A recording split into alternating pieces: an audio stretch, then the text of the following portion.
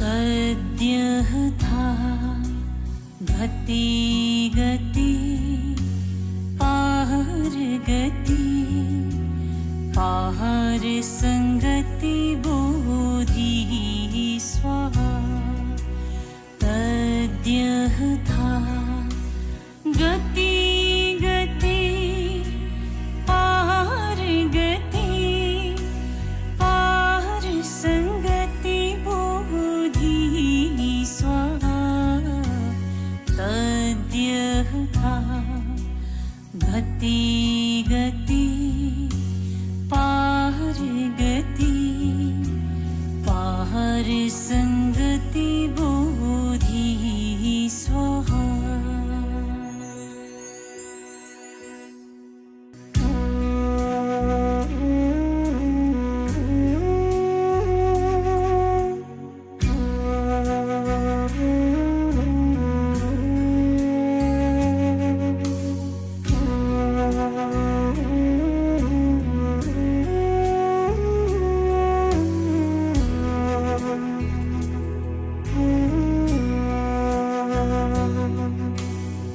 तद्यः था गति गति पार गति पार संगति बोधि स्वाहा तद्यः था गति गति पार गति पार संगति बोधि स्वाहा तद्यः था गति गति पार गति पार संगति बोधि स्वाहा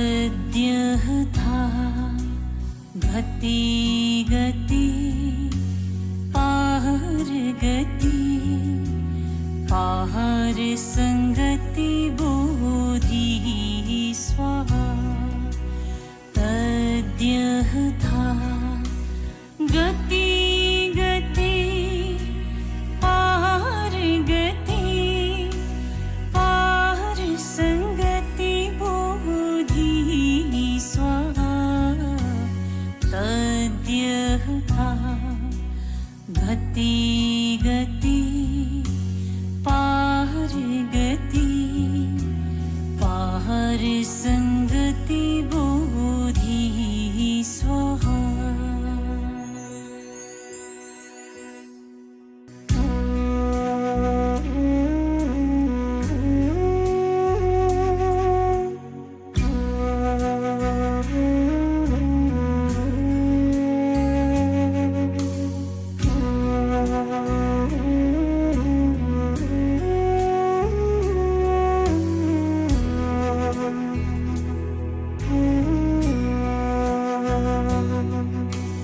तद्यः था गति गति पार गति पार संगति बोधि स्वाहा तद्यः था गति गति पार गति पार संगति बोधि स्वाहा तद्यः था गति गति पार गति पार संगति बोधि स्वाहा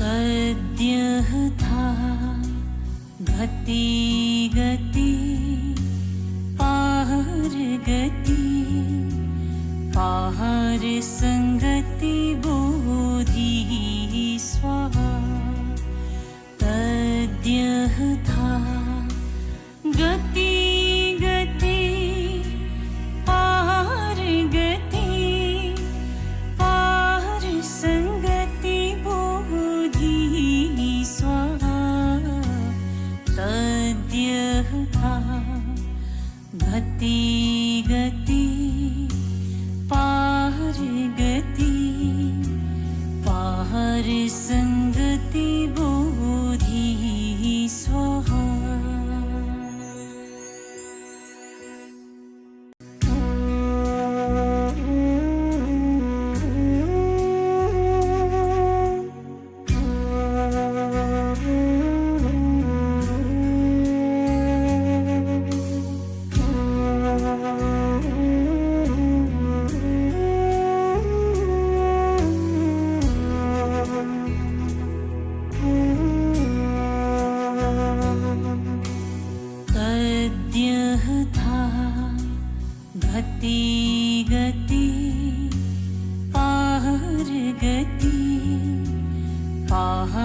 संगति बोधिः स्वाहा तद्यथा गति गति पार गति पार संगति बोधिः स्वाहा तद्यथा गति गति पार गति पार संगति बोधिः स्वाहा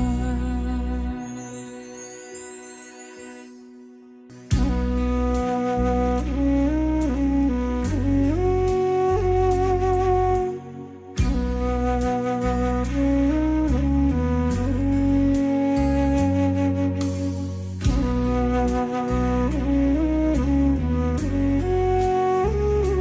पार गति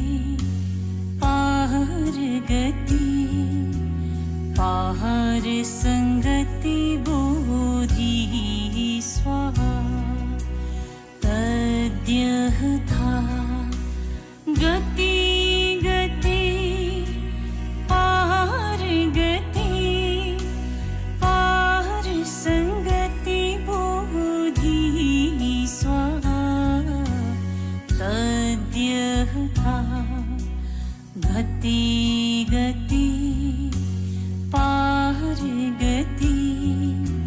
गति गति पार गति पार संगति बोधिः स्वाहा तद्यथा गति गति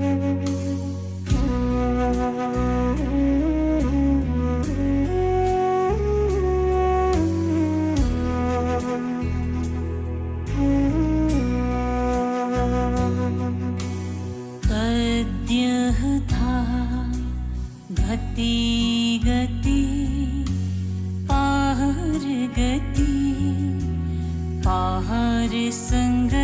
पार संगति बोधिः स्वाहा तद्यथा गति गति पार गति पार संगति बोधिः स्वाहा तद्यथा गति गति पार गति पार संगति बोधिः स्वाहा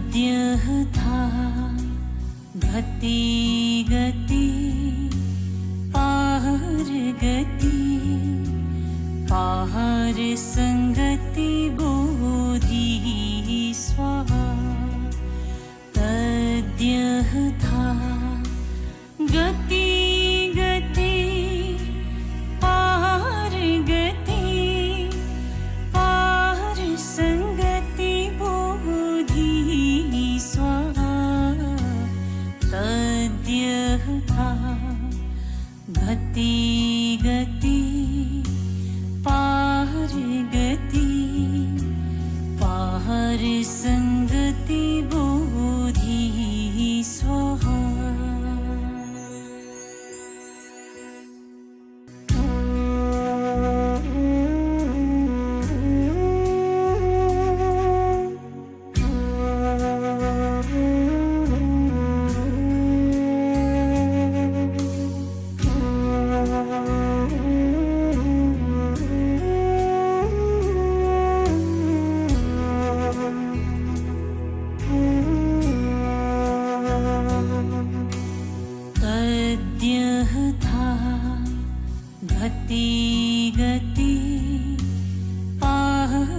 गति पाहर संगति बोधि स्वाहा तद्यः था गति गति पार गति पार संगति बोधि स्वाहा तद्यः था गति गति पार गति पार संगति बोधि स्वाहा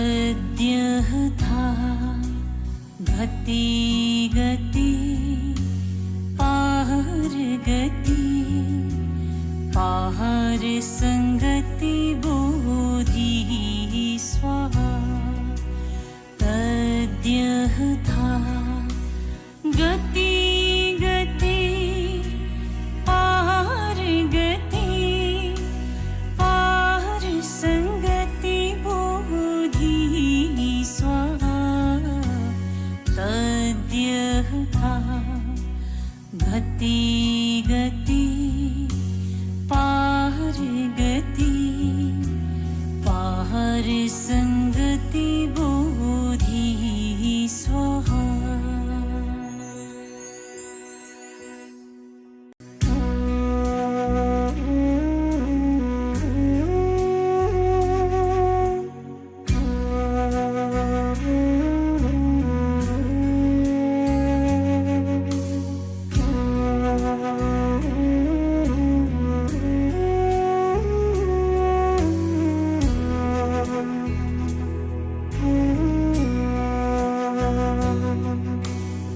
तद्यः था गति गति पार गति पार संगति बोधि स्वाहा तद्यः था गति गति पार गति पार संगति बोधि स्वाहा तद्यः था गति गति पार गति पार संगति बोधि स्वाहा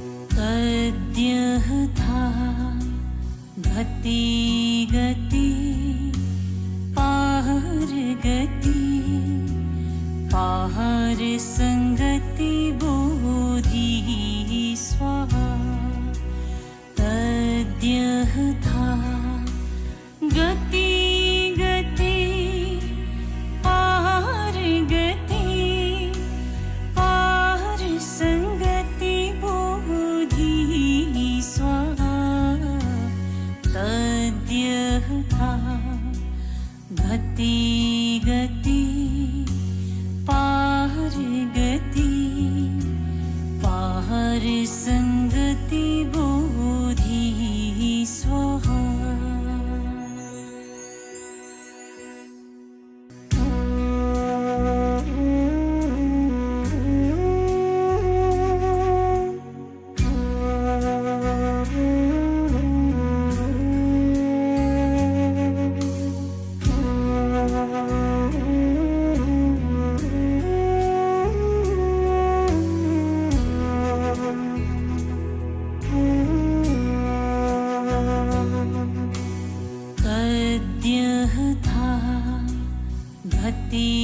गति पाहर गति पाहर संगति बोधि स्वाहा तद्यः था गति गति पाहर गति पाहर संगति बोधि स्वाहा तद्यः था गति गति पाहर गति पाहर संगति बोधि स्वाहा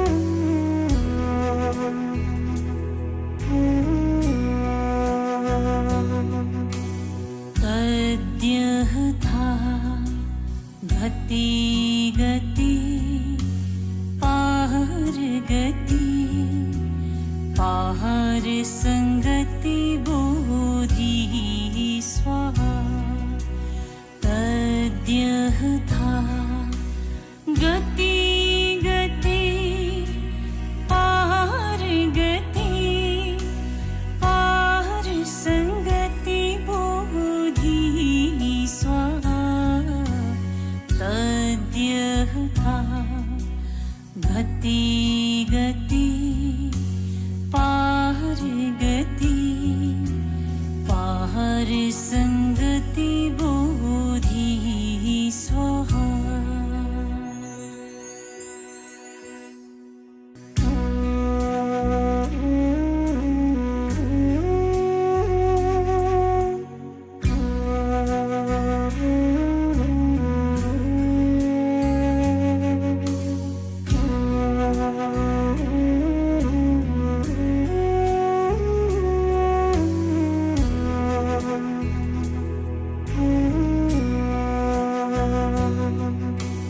तद्यः था गति गति पाहर गति पाहर संगति बोधि स्वाहा तद्यः था गति गति पाहर गति पाहर संगति बोधि स्वाहा तद्यः था गति गति पाहर गति पाहर संगति बोधि स्वाहा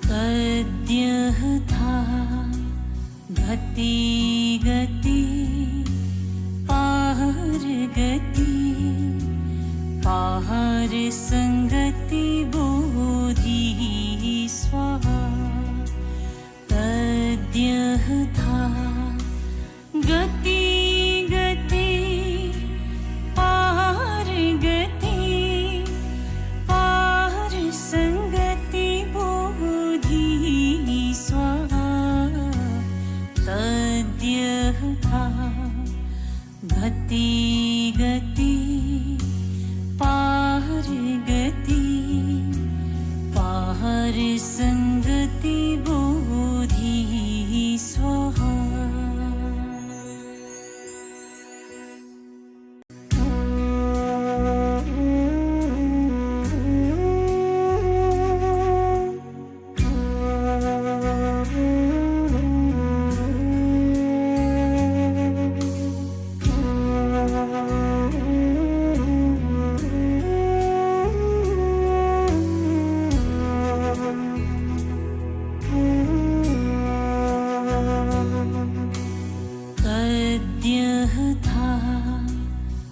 गति गति पाहर गति पाहर संगति बोधि स्वाहा तद्यः था गति गति पाहर गति पाहर संगति बोधि स्वाहा तद्यः था गति गति पाहर गति पाहर संगति बोधि स्वाहा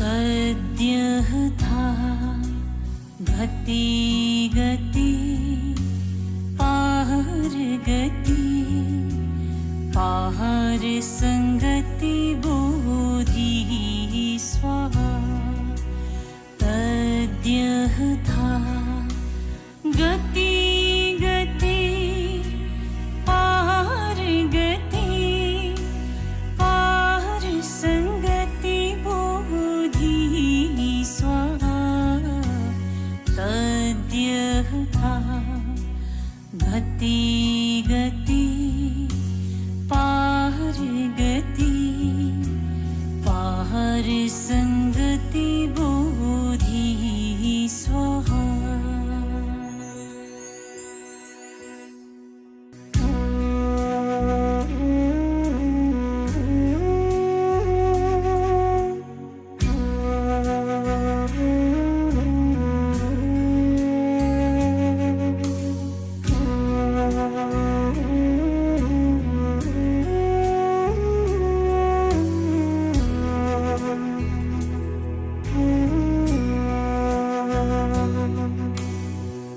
तद्यः था गति गति पाहर गति पाहर संगति बोधि स्वाहा तद्यः था गति गति पाहर गति पाहर संगति बोधि स्वाहा तद्यः था गति गति पाहर गति पाहर संगति बोधि स्वाहा तद्यः था गति गति पाहर गति पाहर संगति बोधि स्वाहा तद्यः था गति गति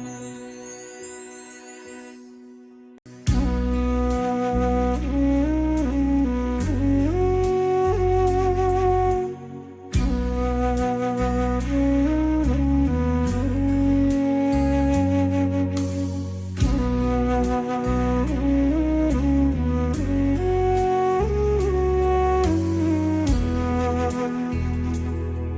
बोधि स्वाहा तद्यः था गति गति पाहर गति पाहर संगति बोधि स्वाहा तद्यः था गति गति पाहर गति पाहर संगति बोधि स्वाहा तद्यः था गति गति पाहर गति पाहर संगति बोधि स्वाहा तद्यः था गति गति पाहर गति पाहर संगति बोधि स्वाहा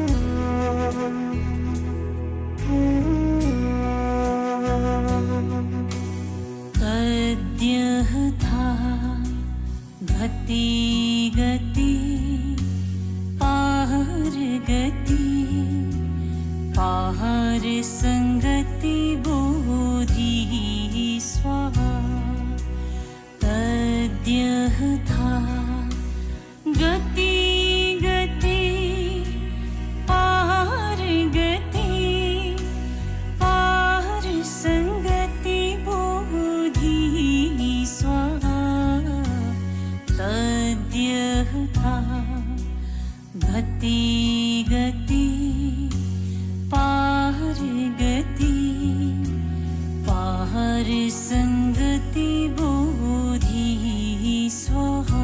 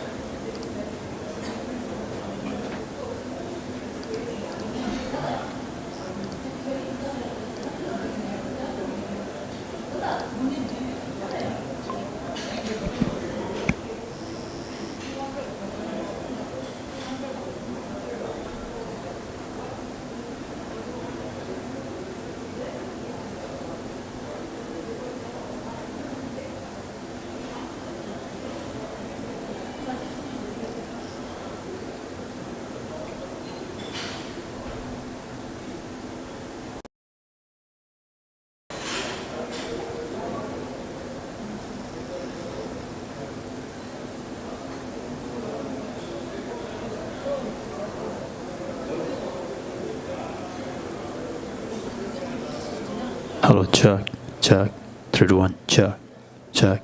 Hello, 3 to 1, check.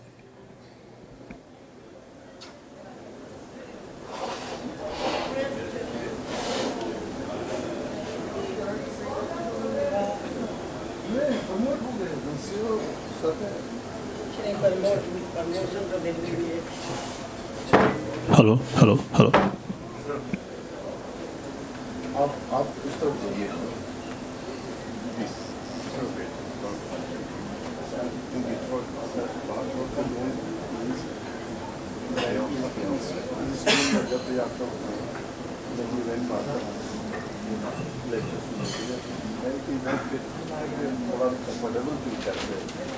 This is the reason.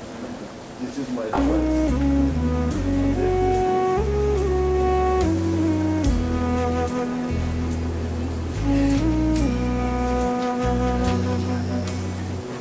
तद्यः था गति गति पार गति पार संगति बोधि स्वाहा तद्यः था गति गति पार संगति बोधि स्वाहा तद्यः था गति गति पार Hello. पार संगति बोधि स्वाहा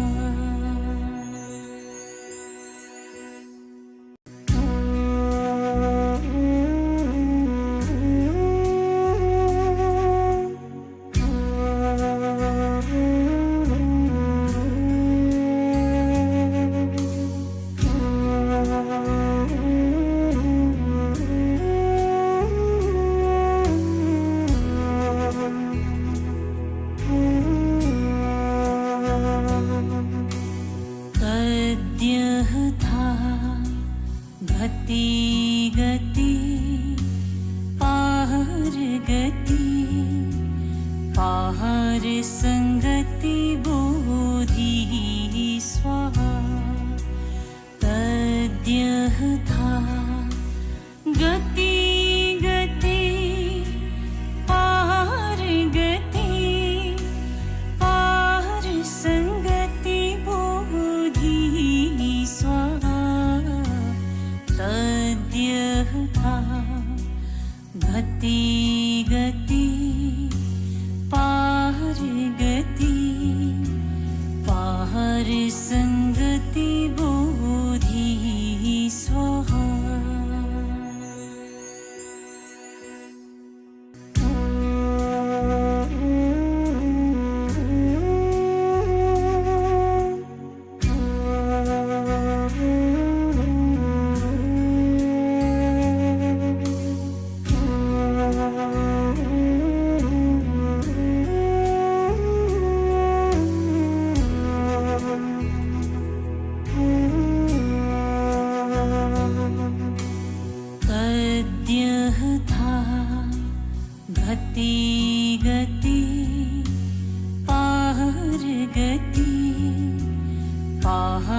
संगति बोधि स्वाहा तद्यः था गति गति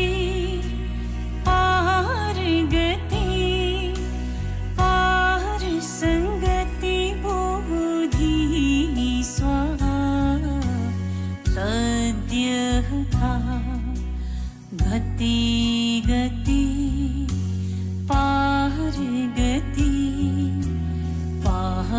संगति बोधि स्वाहा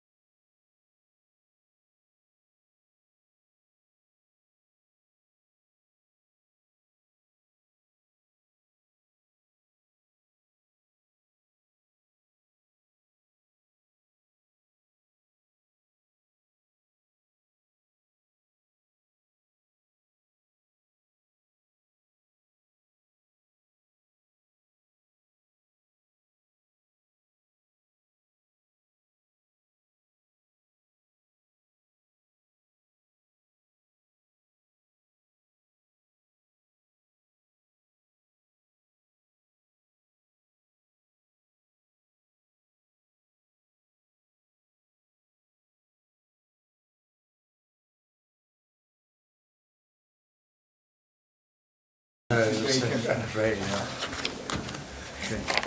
not a rival attraction.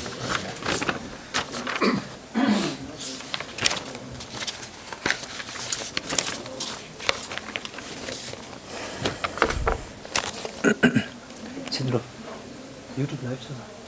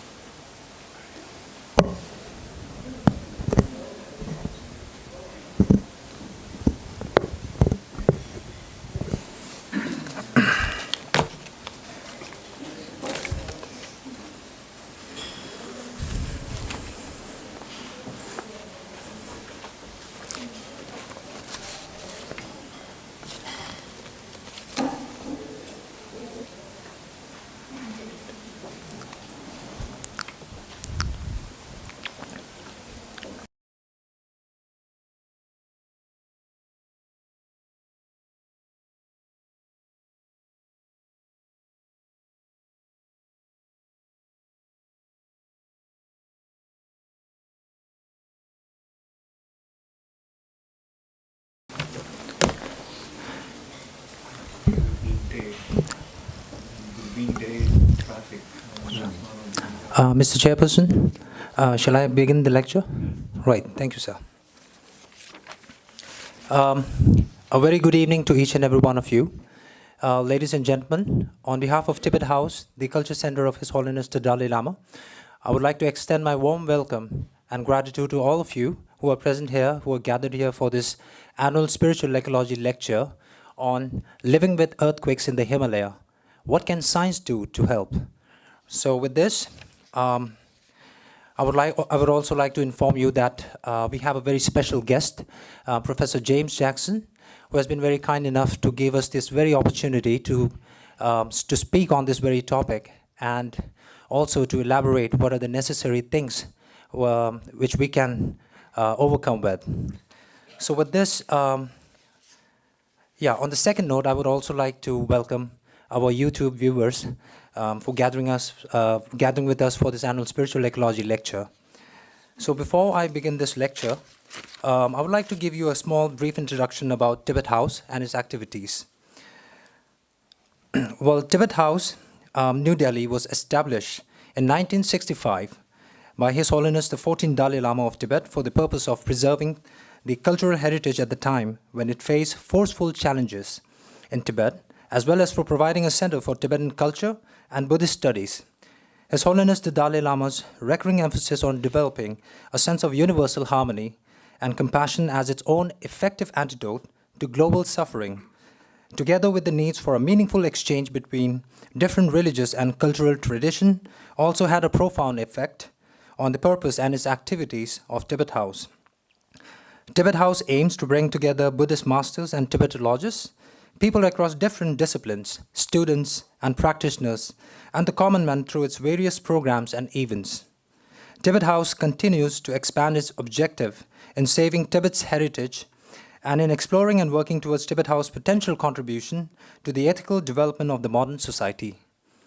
Over a period of 5 decades since its inception, Tibet House has come to recognize as a significant institution for the dissemination of Tibetan culture and for Nalanda Buddhist studies. I would also like to give you a brief introduction about the different courses and the programs which is being provided by Tibet House. So Tibet House offers various study programs on Nalanda Buddhist philosophy, conferences on interdisciplinary subjects such as neuroscience and Buddhist psychology, quantum physics, spiritual ecology, and universal ethics. We have a publication unit which publishes several books a year and a program division which regularly organizes lectures, seminars, conferences, film screenings, and exhibitions. Tibet House also offers 4 different courses on Buddhist philosophy and psychology and a Tibetan language course. We have the Nalanda Master's course, which is for 5 years, and we have Nalanda Diploma course, which is for 14 months. And then we have the Nalanda Certificate course, which is for 4 months. And also about the Tibetan language course, the duration of this course is 4 months. And as of now, the registration is open for the Tibetan language course as well as for the Nalanda Diploma course, batch 5. So I would request all of you who are really interested in this program to kindly register as soon as possible at your earliest convenience. Right, with this now, I would like to move on to the annual Spiritual Ecology lecture on this very topic on living with earthquakes in the Himalaya. What can science do to help? So before that, I would like to give you a brief introduction about the very topic we have for today's Spiritual Ecology lecture. So the main characteristic of the great earthquake belt stretching from the Mediterranean to the Himalaya and from North India into Mongolia are now reasonably well understood. Yet earthquakes in these regions continue to cause great disruption and many casualties, as populations concentrate in rapidly growing megacities that are often in vulnerable locations that have been destroyed in the past. The growth of these population centers has in general not been accompanied by significant reduction in exposure to earthquake hazard. The question of how our scientific understanding of earthquakes in Asia can contribute to an improvement in public safety is therefore an important one. It requires an understanding of the close relation between where people live and geology, which can lead to an apparent bullseye targeting of cities by earthquakes.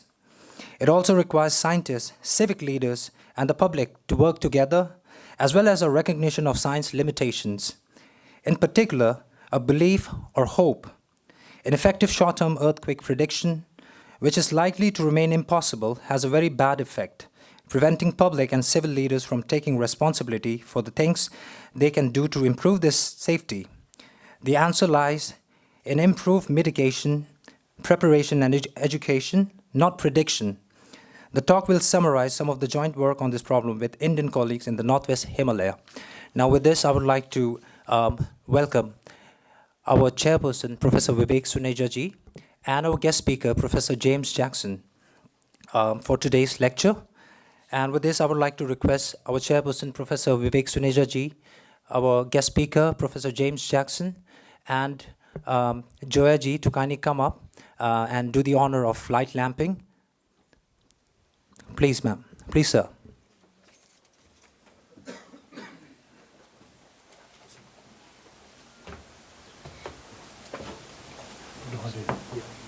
Thank you. You have to write this one?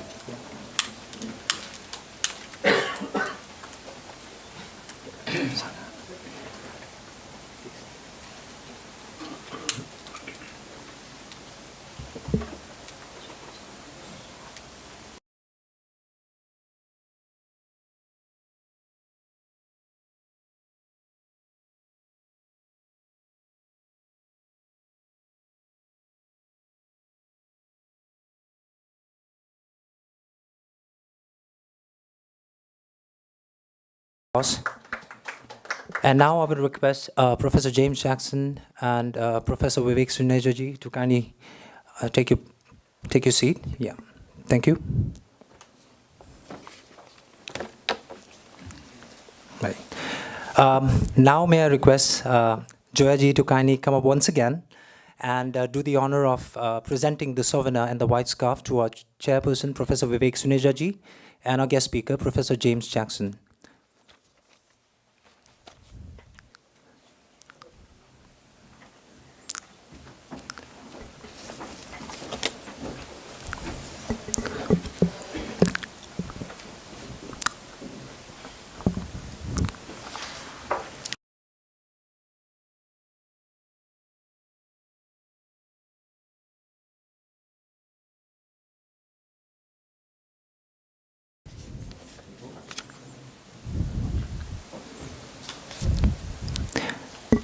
And then we have Professor Vivek Suneja ji, our chairperson for the event today.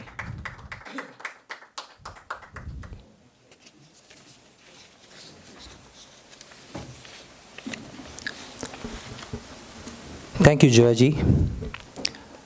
Thank you, Professor James Jackson. Thank you, Professor Vivek Suneja ji.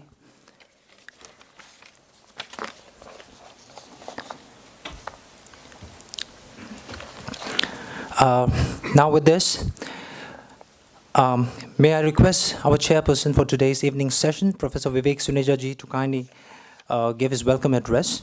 And before that, I would like to give a very brief introduction about Professor Vivek Suneja ji.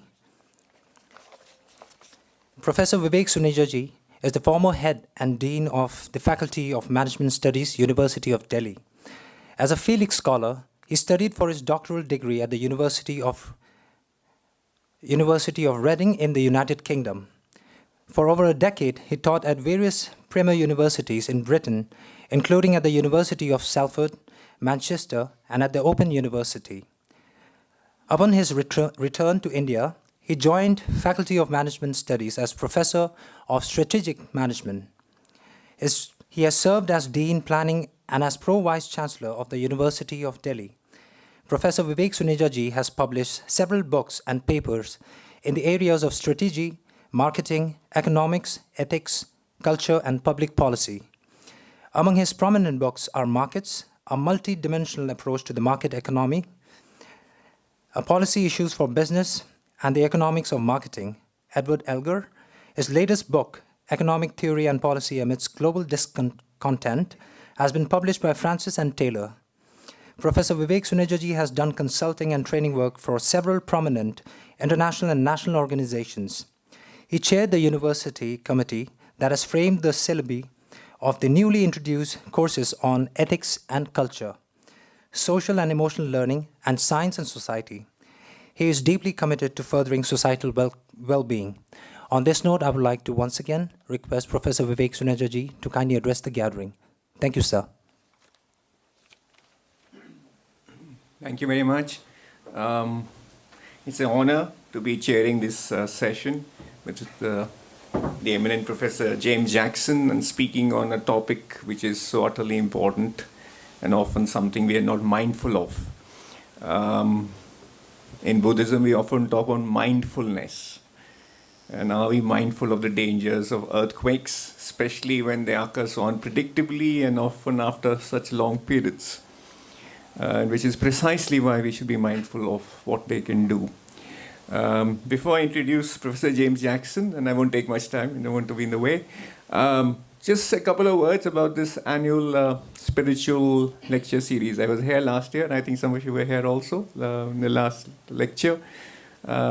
So His Holiness the Dalai Lama, as you know, of course, he's a man of spirit, but he's also a man of science, which is something amazing. And all the monasteries now, where the training happens, science is taught regularly along with mathematics. And he is engaged with scientists on a regular basis, as we know, as part of the Mind and Life Institute initiatives, which are held regularly. And that includes astrophysicists, quantum mechanics people, and looking at the nature of reality, both from a Buddhist perspective and the latest findings in cosmology and quantum mechanics. Yes, but he's also often talked about, and almost about 15, 20 years now, on ecology. And because one of the fundamental tenets of Buddhism, as we know, everything is interconnected. There's shunyata, nothing has intrinsic existence. Everything is interlinked to everything else. I mean, that's a fundamental Buddhist tenet, which the enlightened Buddha himself is claimed to have discovered on his night of enlightenment. So His Holiness has stressed that we are one human family. Let's forget the tribalism. There's plenty of it in Ukraine, in Gaza, to name just a few places. But we're all in it together. It's a short life. And let's help each other out. I think it's that spirit of cooperation, and I don't think earthquakes can be defeated without that. And unless the scientists, whether they're at Cambridge or in other places, unless they collaborate, and then collaborate with civil society, with engineers. And I was just briefly chatting with Professor Jackson, and he was mentioning that how places like Chile and Japan, California have always managed to beat earthquakes because people have collaborated together. But in India, it's a different story, and I think we need to wake up. And the last thing I'll mention, I'll leave the Nehru bit to you. This is an interesting bit that I've requested him to tell everybody. But he mentioned the 2015 Nepal earthquake. Professor Anderson was visiting. He was there. 2 weeks, yes sir, 10 days before the earthquake struck. And he mentioned the earthquake, and people said, wow, I mean, the last earthquake happened way back. So, I mean, who cares? And he left, and 2 weeks later, they had this big earthquake. So I think we need to be prepared, and we're really glad that Professor Jackson is here to wake us up. So I'll just read out a very brief introduction. Professor James Jackson is Emeritus Professor in Department of Earth Science in the University of Cambridge. He uses seismology, geodesy, and quaternary geology combined with observations of the landscape in the field to study how the continents develop and deform on all scales, from the movement that occurs in individual earthquakes to the evolution of mountain belts. His fieldwork has taken him to many parts of Asia, the Mediterranean, Africa, New Zealand, and North America. He's also been concerned with how to use earthquake science to reduce the appalling risk from earthquakes to population in developing countries, and co-led the project Earthquakes Without Frontiers, a consortium of researchers in UK universities and other institutions, working in partnership with independent earthquake scientists and social scientists in countries throughout the great alpine Himalayan Asian earthquake belt, including India.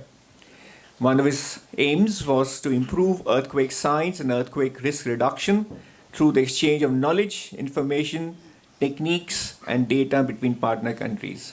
So we're really honored to have you here, sir. Thank you for consenting to do this. Over to Professor James Jackson.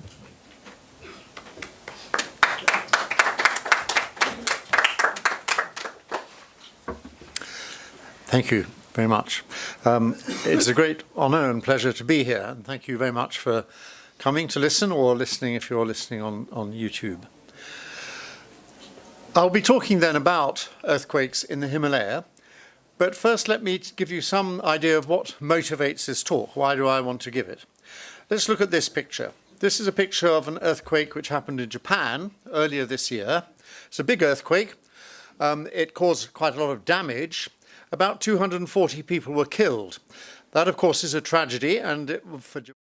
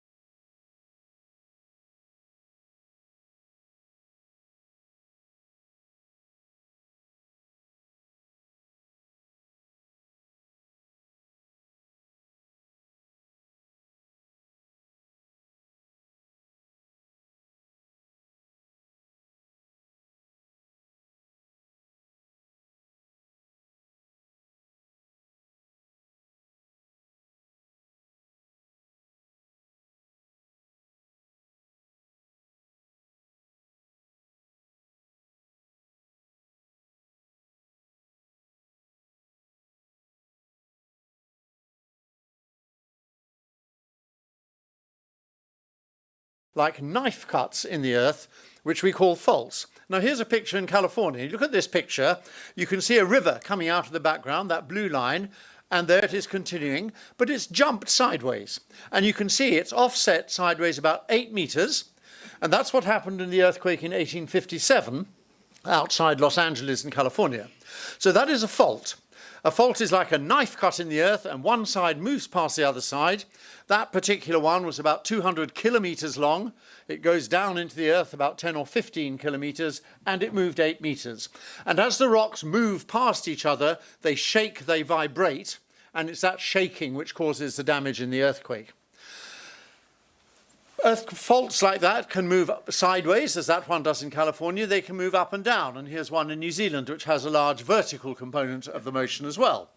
But you can see that the motion in these earthquakes, even the biggest one, is only a few meters. Now let's return to the problem of the Himalayas and India. This is a map of where India was 300 million years ago. The southern continents all fit together like a jigsaw. It was called Gondwana land, named after a tribe, in fact, in Madhya Pradesh. So that's where the name has come from.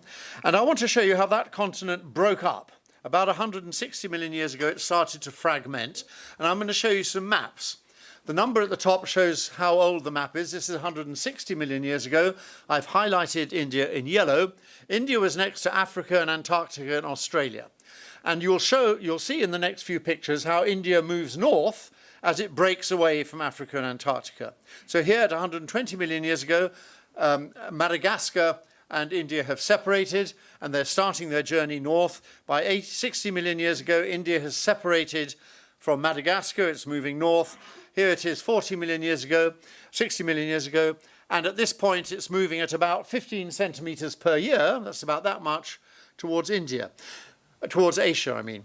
Let me say these maps are not artists' impressions. These are accurately made now, and I'm not going to tell you how we do it.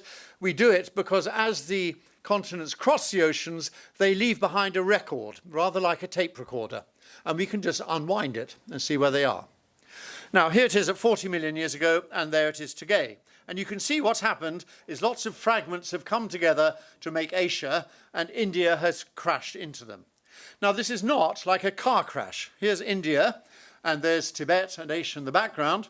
India is still moving north. It's slowed down, but it's moving north at about 40 millimeters a year, not 150. So it's slowing down, but it's still moving.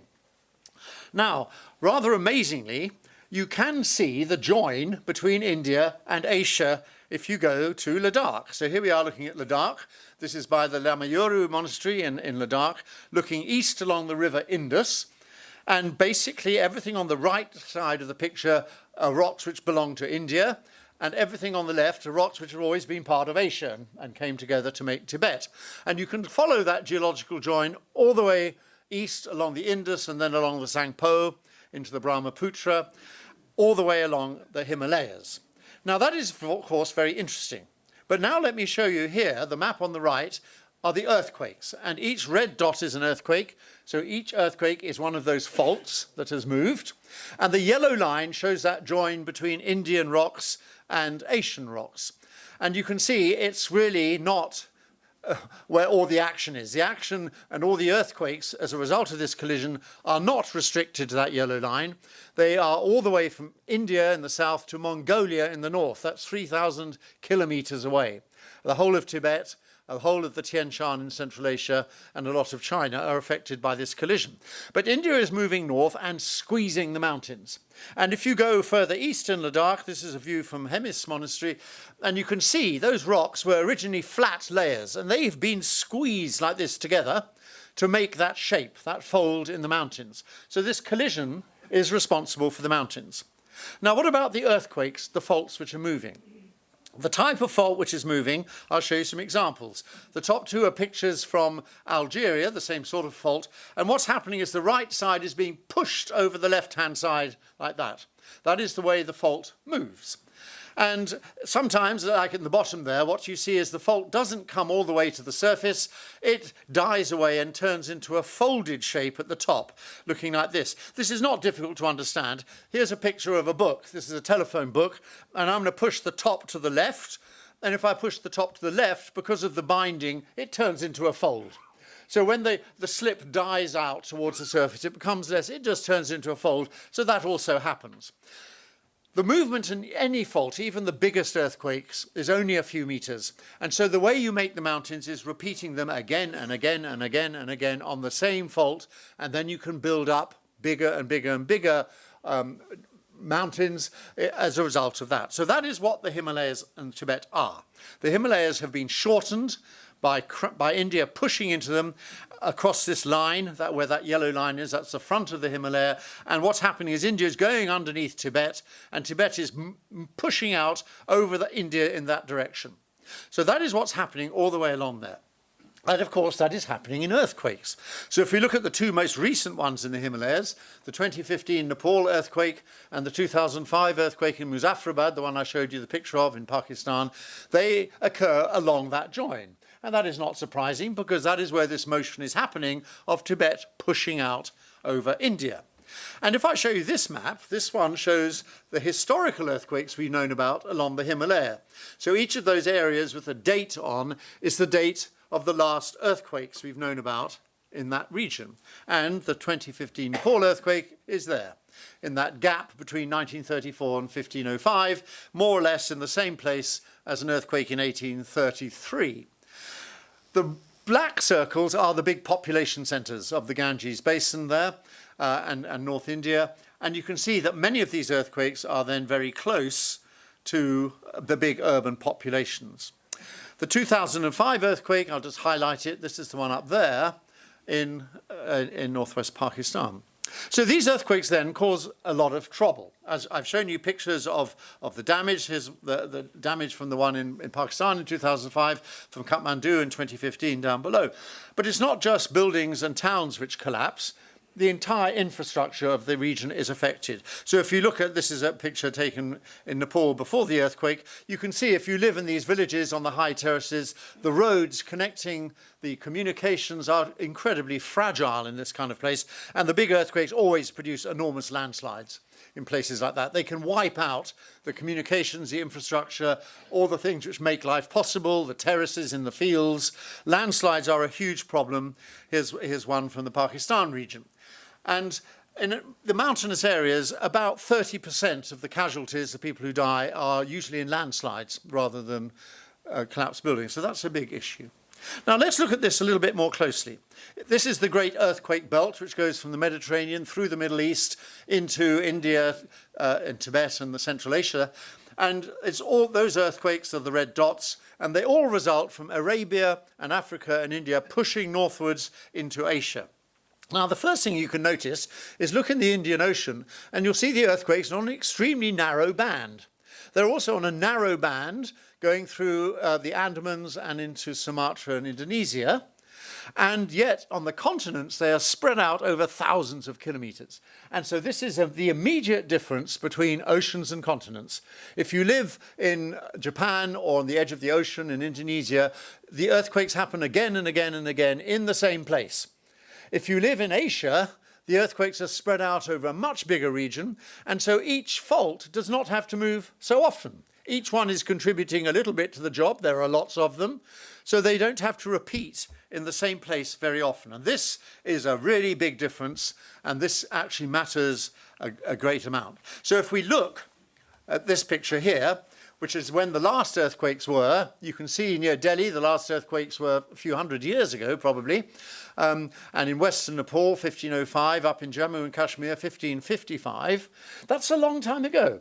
If you lived in Chile or Japan, every year you would feel an earthquake which scares you. You think, oh, that's horrible, I didn't like that.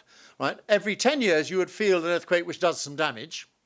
And in your lifetime, you would feel an earthquake the size of the one in Kathmandu. This is not a theoretical problem. You know it will affect your life. And so people are aware of it. If you talk to people in Jammu and Kashmir or in western Nepal, the last earthquake was 500 years ago. They have no knowledge.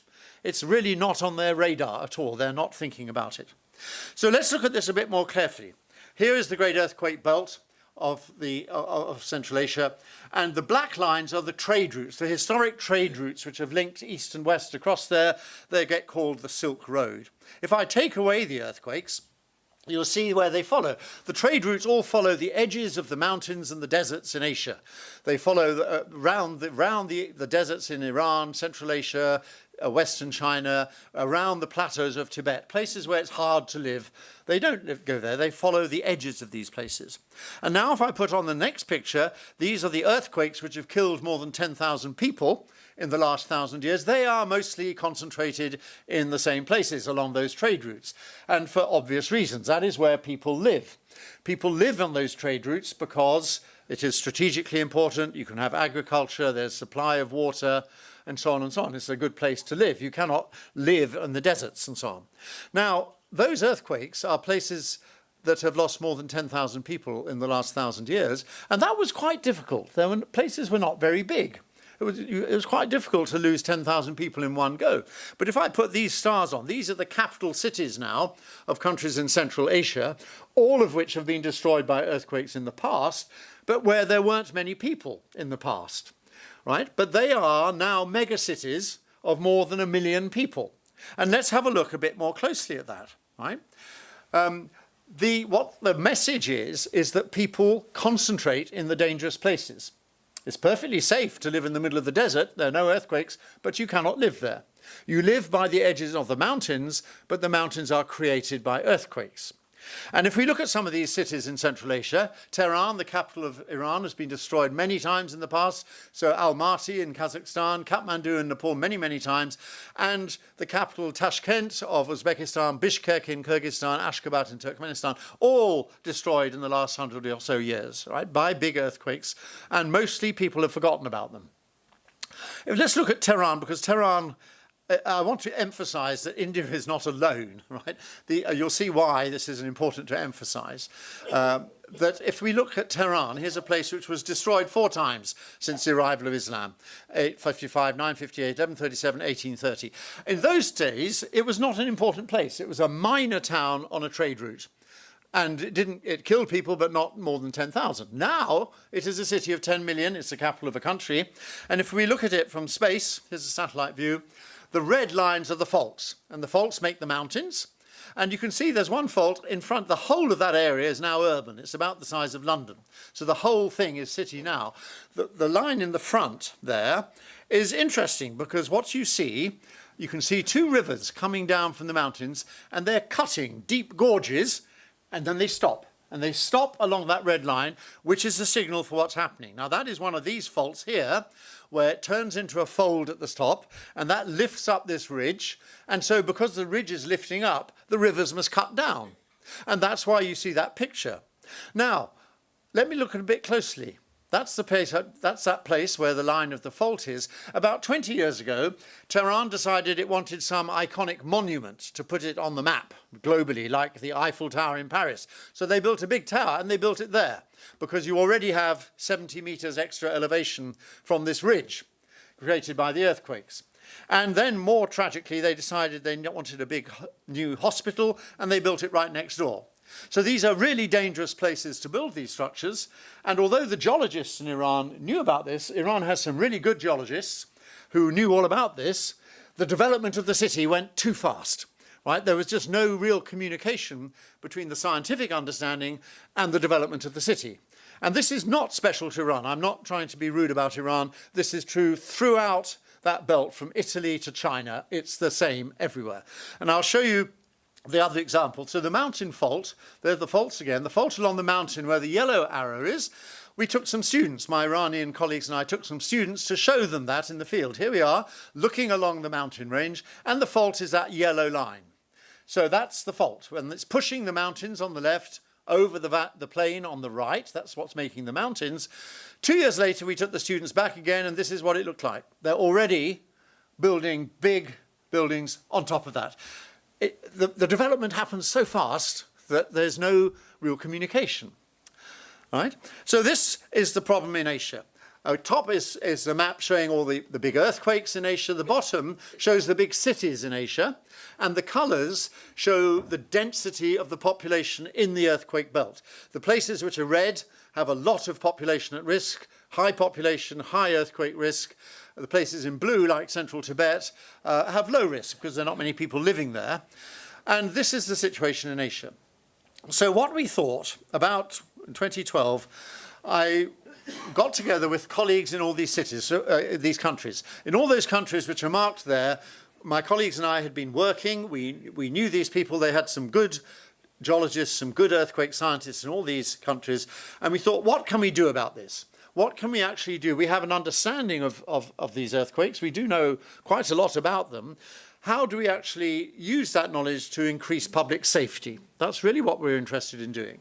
And because each of those countries, the situation is quite different, culturally and economically and socially and so on, we thought, well, maybe we can learn from each other. Can we actually bring these people in contact with each other to learn from each other and to work together? This was a partnership. It was an experiment. We ran it for 6 years, and it was a partnership of active scientists. It was not a partnership between the heads of surveys and the heads of government institutions. These were active, mostly young scientists who could communicate easily by email and internet and so on. All right, so this was active scientists seeing what they could do to help. My Indian colleagues, these are the 2 Indian colleagues on that project who I've just been working with here for a month now, Supriya Mitra at IISA Kolkata and Sunil Wanshu from SMVDU University in Jammu. And what are we trying to do? This is what our situation was. This was an earthquake in Bam, in central Iran in 2003. It killed 30,000 people out of a population of 100,000. That's 30% casualties. This is not an experience they will ever have in Japan or New Zealand or California or Chile. Right? This is the Asian experience. And we thought, well, what can we actually do? At the time of the earthquake, that man in the picture was a student in Cambridge. He was an Iranian. He's extremely clever, nice good scientists, and he was really the only person in Iran who had an up-to-date earthquake training, if you like, in earthquake science. And so he was a key person in this whole partnership. What could we actually do? Well, the first thing is to have a better knowledge of what's going on. You can't do anything until you know what is the hazard. What are the earthquakes likely to be? Where are they? And so on and so on and so on. There's a certain amount of work you have to do. The next thing was, well, okay, what the acceptable pathways to effective resilience is a smart way of saying, how can you try and improve public safety in ways that are acceptable and appropriate to the different places and the different cultures? What will work in Italy will not necessarily work in India, and it won't work in Kazakhstan, it probably won't work in Iran. You need to be sympathetic to what the local circumstances are, which is why we wanted this big group. And the other thing is we wanted to increase local capability. That's a way of saying, it's not good that in Iran there were only one or two people who really had a modern knowledge of the science. So we wanted to train new people, train scientists, train young people. So those are the three things we're trying to do. Let's start with the beginning. The first is, what is a hazard? This is a detective job. You simply have to put in the work to make the sort of maps I've been showing you, where the earthquakes were in India, how they are, how big they are, how they're going to move, and so on. There's no shortcut to this. The places I mentioned, Japan, California, Chile, and so on, they've been working on that for decades. A lot of hard work has gone in to really understanding what is the Earth trying to do to them, right? This is simply, what is the hazard?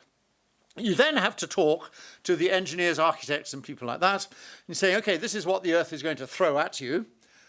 Can you deal with it? Can you design things which will be okay?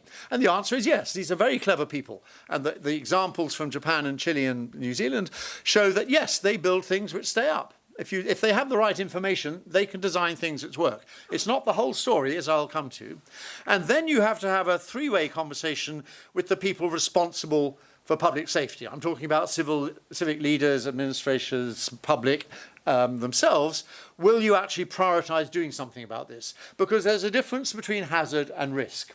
Hazard is what the Earth is going to do, and there's nothing we can do about that.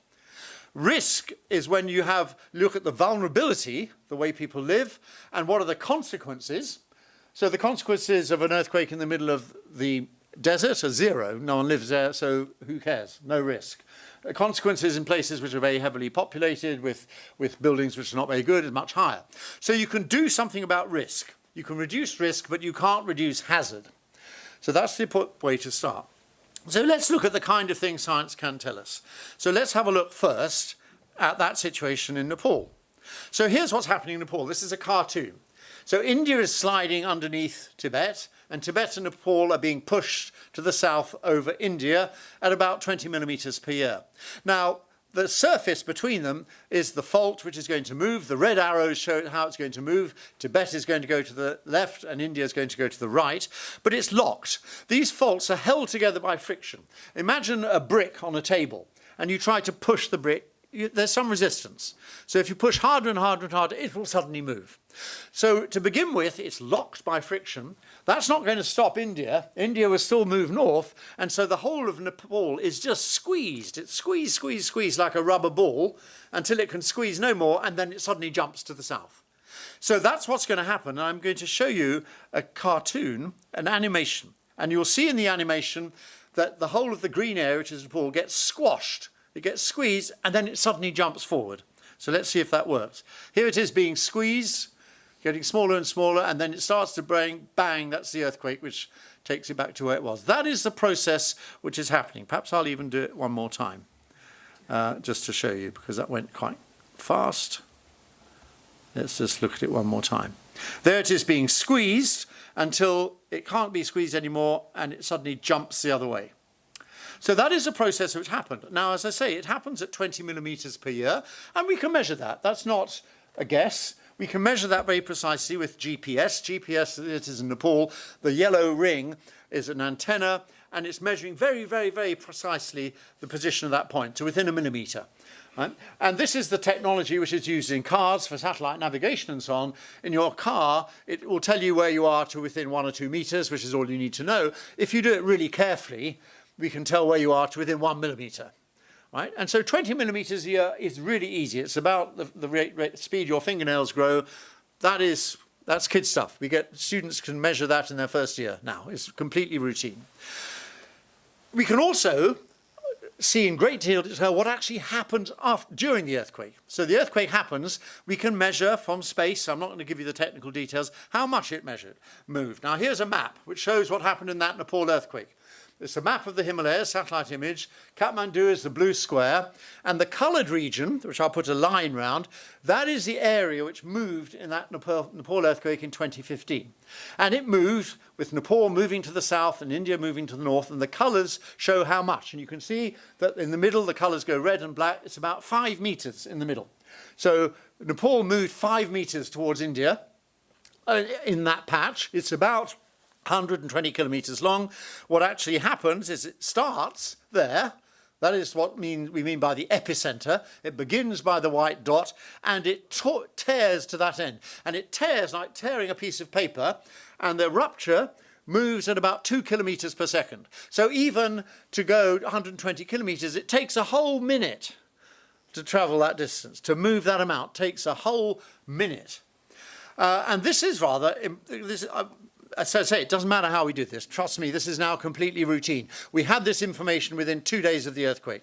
There were 6 groups around the world who all got the answer. It's all the identical answer. This is now routine. Okay, so that's what actually happened. Now, why am I showing you this? Because now I've just come back from Ladakh and Jammu Kashmir, because we are interested, with my Indian colleagues, in looking at, this is the 2015 earthquake, in this region here, around Jammu, where the last earthquake was 1555. It was a very big earthquake. And let's have a look more closely. So this is simply the landscape, the topography. The blue is the flat plains of the Punjab, and the mountains are in red. Now, if I just put the footprint of that Nepal earthquake on here, that is the area which moved in the Nepal earthquake, the same size. And one of the things which is so important immediately is that, look, it's a big area. A lot of the media don't understand this. In newspapers and television, they'll say, here's the earthquake, and they'll make a point and watch it spread out like this. You'll see a little cartoon like that. And you can see that is a completely inadequate description of what's happening. It's a line, 120 kilometres long, that's going to move, and it starts one end and it goes to the other like that. And that actually can make quite a big difference.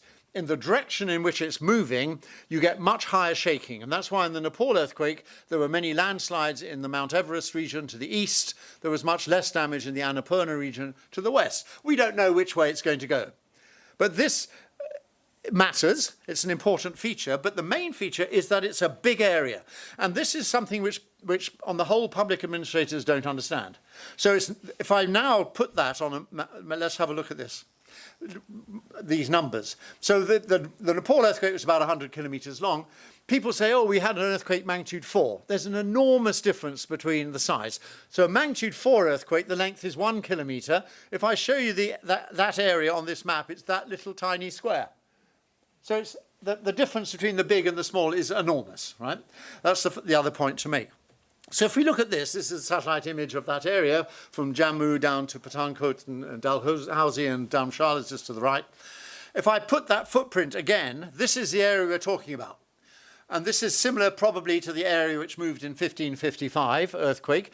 And the reason we are showing these pictures to the public administrators in this region is this is not just a problem for Jammu. It's a problem also for Pathankot, the Punjab. It will affect at least 3 states, Jammu, Kashmir, the Punjab and Himachal Pradesh, right? This is not a local thing. And this is what you need to prepare for. So not only will it affect a large region, but all the communications in the mountains, everywhere from Dalhousie to Udhampur and Katra into Jammu, all those mountain roads will be blocked by landslides. Those places will be isolated. You can prepare for this. If you know what's going to happen, you can prepare, right? So yes, I mean, the army and other people are used to dealing with landslides in the monsoon and so on. This is not a new concept to them, but they need to be aware what's going to happen. It's not a point which is going to affect Jammu only, for example. It will affect the whole of that big area. And the next place to the south is an area, the place I just talked about is in yellow. The last big earthquake in this part of the Himalaya was in 1905, which affected the whole Kangra region there, including Dharamshala there. And this was one of the first reports of the Geological Survey of India on earthquakes. They wrote a really, really good report in 1905 describing in great detail what actually happened in this earthquake. And I'll show you some pictures from that. So we have a good description of what happened. These are pictures of the damage in Dharamshala from that earthquake in 1905, and here's some more pictures of them. You can see it was very well described what actually happened, and that's been a big help for us to actually understand what happened in this earthquake. The bottom picture is, in fact, McLeod Gunge there. So, all right, that's that area. What about further southeast towards Dehradun and Delhi? Well, maybe the last earthquake was 1413. I say maybe because where does all this information come from? It's really difficult to get information about historical earthquakes, especially in India. India actually is not very good at preserving the records, and most of the accounts of these old earthquakes actually come from monasteries in Tibet. So the monasteries in Tibet are the best source of information, but they're already quite a long way away. And it's a very scholarly activity. You look at these ancient things. It's not something I can do, obviously. But there's a whole, I want to give credit to the scholars, the historians, who look at these old manuscripts to try and get some idea of the history of earthquakes in this place. It's much easier, it turns out, further west, because further west in the Mediterranean, the Middle East, there were empires. There was Roman Empire, the Ottoman Empire, and so on, Persian empires. They were quite bureaucratic, and they kept records. There are not very few records, especially from sort of Mughal India.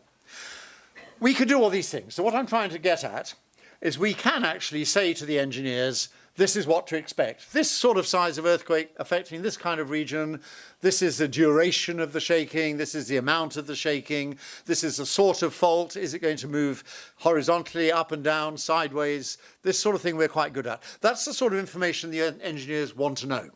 And that dialogue is quite good. It's also important to understand what science cannot do. What we cannot do is what all the public wants, which is short-term earthquake prediction. If you talk to any media or to the public, what they want you to say is the next earthquake will be Wednesday, 9:30. Meanwhile, do nothing. Go and have a holiday. You know? That's what they want you to say, and we cannot do it. Right? And it's really important to say we cannot do it. The science is not there.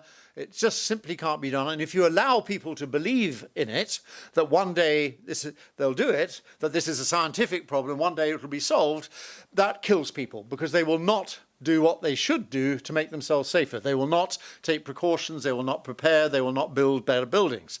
And to give you the best illustration of that, there was an earthquake in 2009 in Italy. This is why my Italian colleagues were involved in this project. There was an earthquake in central Italy, an old town, 300 people were killed. It wasn't even a very big earthquake, and the people were really angry. They said the scientists, the government scientists in charge of earthquakes, should have told us when this earthquake was going to be. And so they sued them. They went to court. They were sued in a court of law. And the 6 scientists who were involved were sentenced to jail. They were fined €2 million.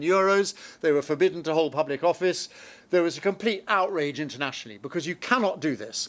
You really cannot predict earthquakes in the short term. What the scientists were saying to these people, because there were many small earthquakes in this area, and the people were worried, understandably. You understand that. And the people were saying, does this mean there'll be a big one? And the scientists were saying, we don't know. Sometimes there is, sometimes there not. But we can tell you, you live in the most dangerous part of Italy. You should prepare. That's all you can say. And of course, that wasn't enough. People wanted the scientists to say, actually, Thursday is more dangerous than Friday. Wednesday is best if you sleep in your car.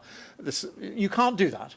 And so this was very angry. And this trial was a disgrace. And eventually it went to the appeal court in Rome after about 3 years, and it was thrown out in 1 hour. It's just a nonsense. But the people were really angry. And this was an important story. And my Italian friends, therefore, came to other countries we were working in, like Iran and Central Asia, and they could say to the mayors of these cities, if you allow the public to believe in this, they will be very angry. And this is what will happen to you. Right? It's an important message. You really can't do it. So we can't predict in the short term. We can say in the long term, where you have had earthquakes in the past, you will definitely have them again in the future.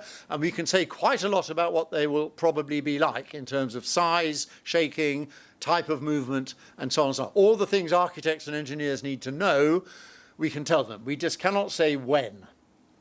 And you don't need to say when. The message from places like Japan and California and New Zealand is they don't care when. Japan is completely uninterested in predicting earthquakes. The reason people don't die in Japan in large numbers is not because you can predict earthquakes, it's because they prepare for them properly. Okay, that's a very important message. But now let's come back to Asia. And here's the problem in Asia. Here's a picture which you'll recognize from Delhi. And if you talk to people about this, in most big cities in Asia, and you say, well, I've come to talk to you about earthquakes, they say, earthquakes? Well, look, every day I have these problems. It takes me 2 hours to drive to work, I have to collect my children from school, the air quality is terrible, water quality is terrible, traffic, blah, blah, blah, blah, blah, blah. And then earthquakes? Really? When was the last earthquake? And you say in Tehran, the last earthquake was 1830. They look at you as though you're crazy. Every day they have these problems. 1830, 200 years ago, it's a problem for my grandchildren's grandchildren. Every day I must worry about these things. It's completely understandable. The problem is, how do you prioritize? Right? That is the difficulty. And so we come back to this thing here. What do you actually do about it? And I think personally the key people in all this are the engineers. They're the people I admire most. They talk very, very easily to people like me. They understand talking to scientists.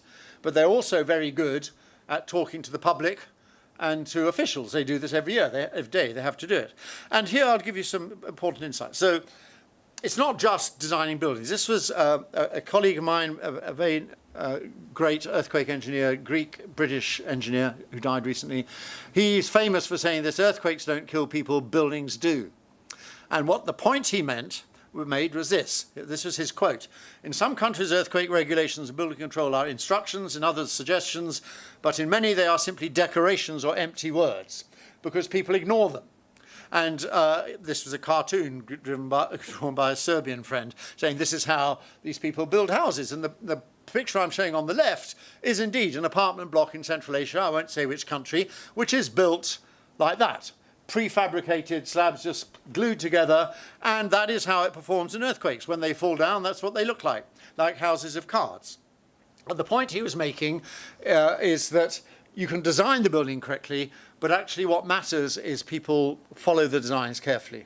And people don't cut corners to save money, to save time, through ignorance. Mostly. It could be corruption, you could call it corruption if you want, but it's often through just plain ignorance, not understanding what matters. And so now, I don't want to be completely negative. I want to show you in our project, one of the most inspiring groups we met was in Nepal. And this was a Nepalese engineering operation. It was called NSET, the National Society for Earthquake Technology and Learning.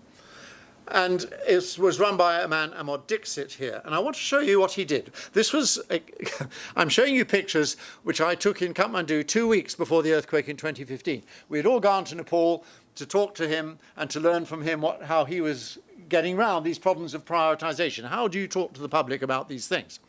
And he made this first point. He said, if you look at buildings in Nepal, most of the buildings in Nepal are built by the people who are going to live in them. In other words, by local village masons. That's the picture on the left. 90% of the houses are built by the local masons and villagers who are going to live in them.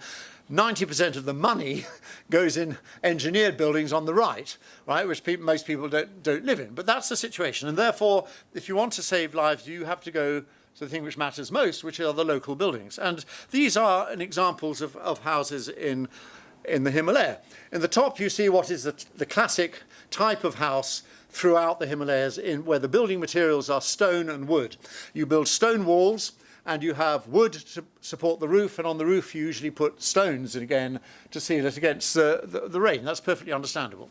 Those collapse, and they collapse because the walls have no strength, and the heavy roof falls on tops of people, and that is what caused a lot of the casualties in Nepal. Underneath, exactly the same materials in northwest Pakistan, used completely differently. You'll see within the wall there's wood, and the wood is like a ladder. And what the wood does is bind the wall together, especially at corners. It holds the corners together. And you'll also notice vertical wooden posts in the middle of the wall, and the vertical wooden posts support the roof. So the roof is not even really supported by the walls. And these things perform very well in earthquakes. Now, in fact, I went there in 1980 on a project to interview these people. Why did you build houses like this? And they said, we always build houses like this. Is there any other way to build houses? It was not very informative, right? But it turns out that this is a much better way of doing it. And this was noticed by Mr. Dixit in Kathmandu. And so one thing he made courses, ways of teaching village masons. And this doesn't matter, this poster. He said there are 10 reasons why houses fall down built in the traditional style. It's all to do with how you hold the corners together, how you put in openings for windows, where you put the door, how you fit the roof, and so on. And these are the things which matter. So he ran training courses for masons, local masons, even building with concrete here, saying these are the things which matter. And you don't need extra materials, you don't need extra time, you just need extra knowledge. These are the things which matter. Make careful attention of these details. And he was doing this, as I say, before the earthquake in 2015, and the earthquake, when it happened, was a tremendous advertisement for this, because the houses which were built by the masons who had been trained in the local building materials performed very, very much better. Okay. Now, the next project they did was local schools. So here's pictures from a school after the earthquake in 2015, and this looks like 3 stories. It's actually 4 stories. There's a story there which collapsed, and you can see the school desks underneath where it just collapsed, pancaked on top. Fortunately, the earthquake was on Saturday. There were no children in these schools, but there were 7,000 schools were damaged or destroyed in the Kathmandu basin there. 80% of those were exposed. Meanwhile, this group, NSET, had a school reinforcing policy project. And what they'd done was taken these unreinforced schools, like on the left, built of bricks and unreinforced masonry, and turned it into the one on the right. And how had they done that? They'd done it, here's a picture I took 2 weeks before the earthquake. They'd taken the walls, they'd cut channels in the walls and cast in situ reinforced concrete beams. So they put in the reinforcing, made concrete beams like a sort of packing case. And by the time you paint it, it looks fine. There it is painted. And the clever thing about this was that this is it's an entirely Nepalese organization. They'd got money to do some of this. They only paid for 90%. And they said to the local villagers, you must pay 10%. Well, the local villagers don't have 10%, so they contributed their labor. So they were the people who actually did the work. And they were showing us around this school. So I went to this school, and I was shown by this proud Nepalese man. So this is my school. I made this for my children. I'm very proud of my school, you see. So it was a very clever way of getting the engagement of the local people, because everybody cares about their children. So they were very proud to have this school. Well, they had retrofitted, they had strengthened 323 schools before the earthquake, and every single one was completely undamaged. These became the local emergency coordination centres. It was a fantastically successful project, and the earthquake was an amazing advertisement for this. This project has now been adopted by the government, but it was an example of the engineers thinking incredibly straight. This is what will work in this particular situation. Here's what we can do that's effective. So, marvellous project. Another thing they did, again, before the earthquake, is they empowered women. So this woman here was part of a group whose job was to go around hospitals and schools and fix things to the walls. So often after the earthquake, the hospital may be okay, but all the equipment inside is destroyed because it falls off the walls, it moves across the room. And so those gas cylinders, for example, were all fixed to the walls. And it was the women who did this. The women were going around doing this particular job of fixing equipment safely to the walls so that it would work after the earthquake. And indeed, this was very successful.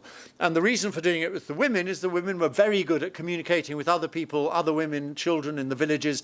So everyone was actually excited to do this. They also ran various public events, durbas and things, to raise awareness of earthquakes in Kathmandu. These were other things they did at the time. And the final thing I want to show you they did was this. This was very interesting. In 2012, they thought, okay, what would happen if there was a repeat of the 1934 earthquake? So the previous earthquake was 1934. You know it in this country as the Bihar earthquake. It did a lot of damage in places like Patna, but it did a huge amount of damage in Kathmandu.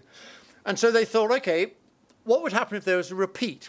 And so they worked it out. This was not a sort of artist's impression fictional thing. This was a 2-year project where they knew what had happened in 1934. They knew where the shaking was and so on, the amount of movement, all this kind of stuff. And they said, okay, now we'll do a survey of Kathmandu. We will look at all the houses, which houses are vulnerable, which are the lifelines of vulnerable. Lifelines are things like water supply, power supply, bridges, roads, all this kind of stuff, what will happen. And this was a 2-year project. It was not a trivial thing to do. It's a lot of work. And they published this book, and they thought the way to do this is to publish it like a storybook, almost like a cartoon book, a story of what would happen to a particular family in Kathmandu if this earthquake repeated. And it was done like a story. So here's the family. The earthquake happens. The father is the other side of the city. He cannot get home because the bridge across the river has collapsed. It will take him 2 days to get home. Meanwhile, what do the family do? They camp on the football field. After 3 days, they run out of water, and so on and so on. And when the earthquake happened, here in 2015, everyone looked at this book. You could almost turn the page and see what will happen tomorrow. Right? It was an extraordinary thing to do. And this so impressed some of our other colleagues in this project of mine, the Earthquakes Without Frontiers, from other countries, that here's an example from Kazakhstan. They said, okay, we must do this kind of thing. And they went back to Kazakhstan and did similar sorts of things adapted to their culture. You know, this was a more urban kind of place, but these are all instructions of what to do and how to prepare for earthquakes. The final example I'll show you is not actually from the Nepalese people, but from Bhutan. And here they are looking at school desks. So all school children in these places are taught, if there's an earthquake, you go underneath the desk. And school desks are not very strong, as we saw from that example in Nepal. So here is a school desk. And what they did was do this demonstration. So there is a large weight, 356 kilograms, which is going to drop onto that desk. And here's what happens. Bang. The desk completely collapses. So what did they do? They got some engineers. Engineers are the key people. And they said, let's take exactly the same materials, which is some steel and some wood, and we'll train people, the same people who make the desks. They just have to make it in a slightly different way, slightly different design. Here's a new different design of desk. Right? And now they're going to drop an even bigger weight, 400 kilograms, onto this desk like that. And here's what it looks like afterwards. The desk is fine. So again, a little bit of engineering design, same materials, same people making the desks. You just train them slightly differently. And here's something which really is safe. So that was another marvelous kind of enterprise. Right? So I'm trying to be positive. You know, if you have the right people, they can see what will work in their culture. Right? It's no good asking someone like me or the scientists. You have to talk to the practical people, the engineers, who spend all their time talking to the public and to officials and so on. These are the people who can see both ways. So I think they are the key people, the engineers. I'm an enormous fan of engineers. But I must say, if you go around the big cities in Asia, mostly they look like building sites. Here's Tabriz in Iran, which was the former Mongol capital, destroyed in 1721 and 1780. Each of those earthquakes killed 250,000 people, 250,000 people. Right? And there it is today. It looks like an enormous building site, just huge buildings everywhere. And so one reaction is to say, well, look, is this completely hopeless? And I must say, I was not terribly optimistic after this project. But then a big earthquake happened in northwestern Iran. And this was a really big earthquake, or the size of that big one in Japan, or the size of nearly as big as the one in Muzaffarabad in Pakistan, nearly as big as the Nepal one. And look at this. This is a modern city, and it's completely smashed. You see all these apartment buildings. All the walls have fallen out, and there it is, complete destruction. But look how many people died. 400 out of 100,000. The last one I showed you in 2003 in Bam, out of 100,000, 30% died. 30,000. So look at this. It looks terrible, but the reason people didn't die is because the buildings didn't collapse. So those frames, those concrete frames, were built in the correct way. Whoever built them followed the instructions of the engineers, for once, to the right detail, and they stood up even in that really big earthquake. So that, you know, you see these pictures on the news, and I remember showing them to some friends who said, this is terrible. And I and my Iranian friends were really pleased. I mean, this is such a great result. It shows that, yes, progress is possible, even in these places which are developing very, very fast. And a final story I'm going to tell you, which also made a big impression on some of our Asian friends. It's a story from Long Beach earthquake in California. So Long Beach is the harbor of Los Angeles. And there was a big earthquake, well, not even big, a medium-sized earthquake in 1933. And it killed about 120 people. Mostly it was again at weekend, fortunately. A lot of schools collapsed, but these were unreinforced masonry buildings, bricks and so on. And that's when California woke up. 1933, they thought, we've got to do something about this. We're going to introduce building codes. So they're very strict building regulations, building codes date from that time, 1933. They also, as they were very, very strict about this, but they also had to make a decision. They said, well, what do we do about our existing buildings? We already have a lot of buildings in Los Angeles region which are not safe, so what can we do? And they made a really important strategic decision, which was there was nothing they could do about them in 1933.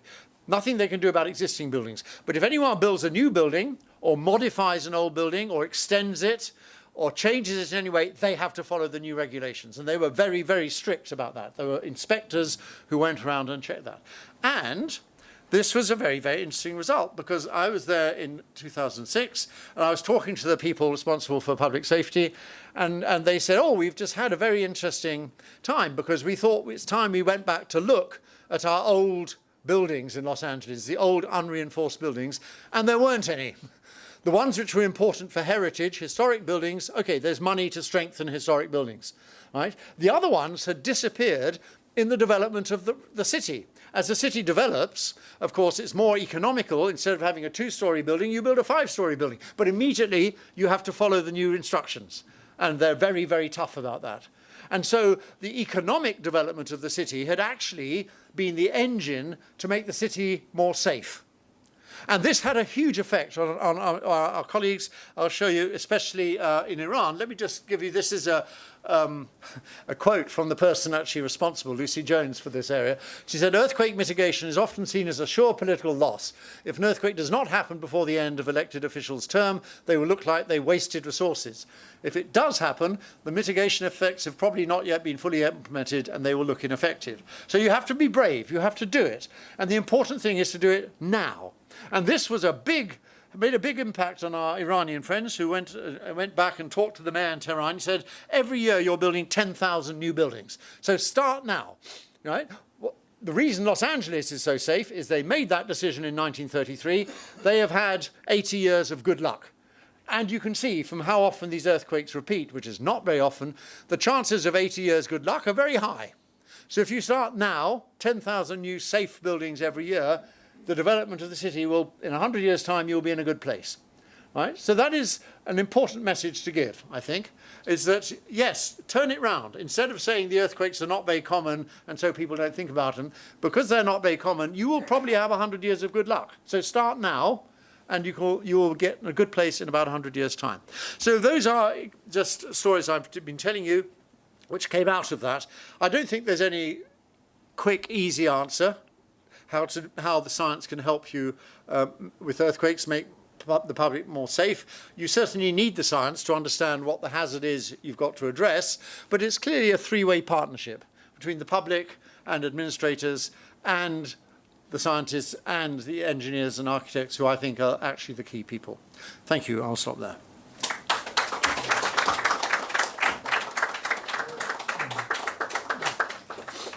That was so absolutely brilliant. And 7:20, we are at 7:20. So what timing? So we've heard the science. We've seen the problems that may arise and the possible things we can do. I mean, and what a presentation! Absolutely brilliant. So we have about half an hour for questions. So let me open this to the house.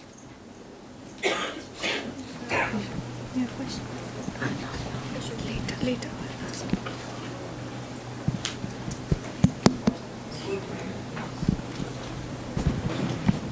Yeah, Professor Jam Jackson, in Japan they make wood houses, and that Japan is a very earthquake prone. So why not to have a wood houses where these earthquakes are very common? It's changed now, so you're quite right. The old traditional houses in Japan were made of wood and paper, and the danger is they catch fire. So they caught fire in the great earthquake in 1923 in Tokyo, which created a firestorm. And a lot of people died in the fire. And then in 1995, there was an earthquake in Kobe in Japan, and again, most of the damage was in traditional houses which caught fire. So now that is discouraged in Japan. Right? They're mostly built out of reinforced concrete and steel, and those buildings are very, very strong. Wood can be fireproof also. You can paint something. Wood can be a fireproof also.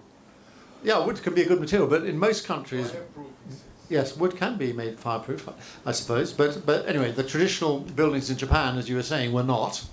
They were wood with paper walls. And in most countries, wood is a very, very expensive material. Right? It's just not, if you live in the edge of the desert in Iran, that you can't use wood. There is no wood. Right? So wood is a great material. In suburban California, indeed, most of the suburban houses are made of wood, and it's a great material if you can afford to use it. It's very light, it's very strong, very flexible. Yeah, it's a great material.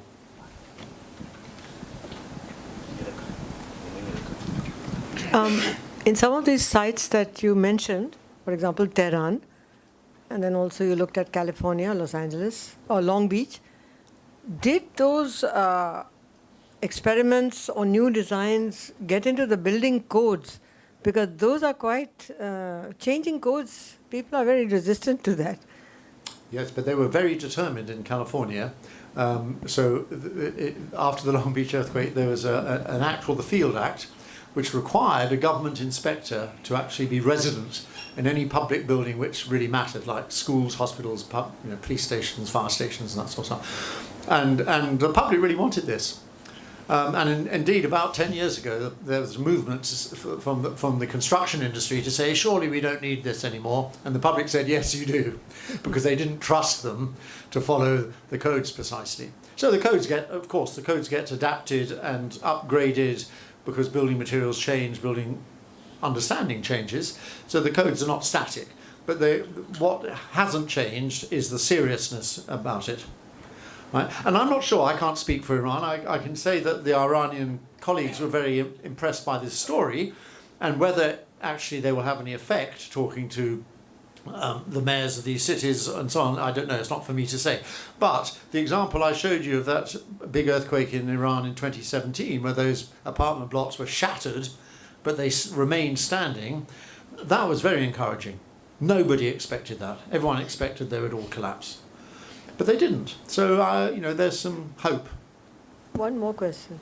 In that, the most recent Turkey earthquake in Turkey, was it in Ankara? I don't know. No, it was in southeast Turkey. Southeast Turkey. So, I believe the government rounded up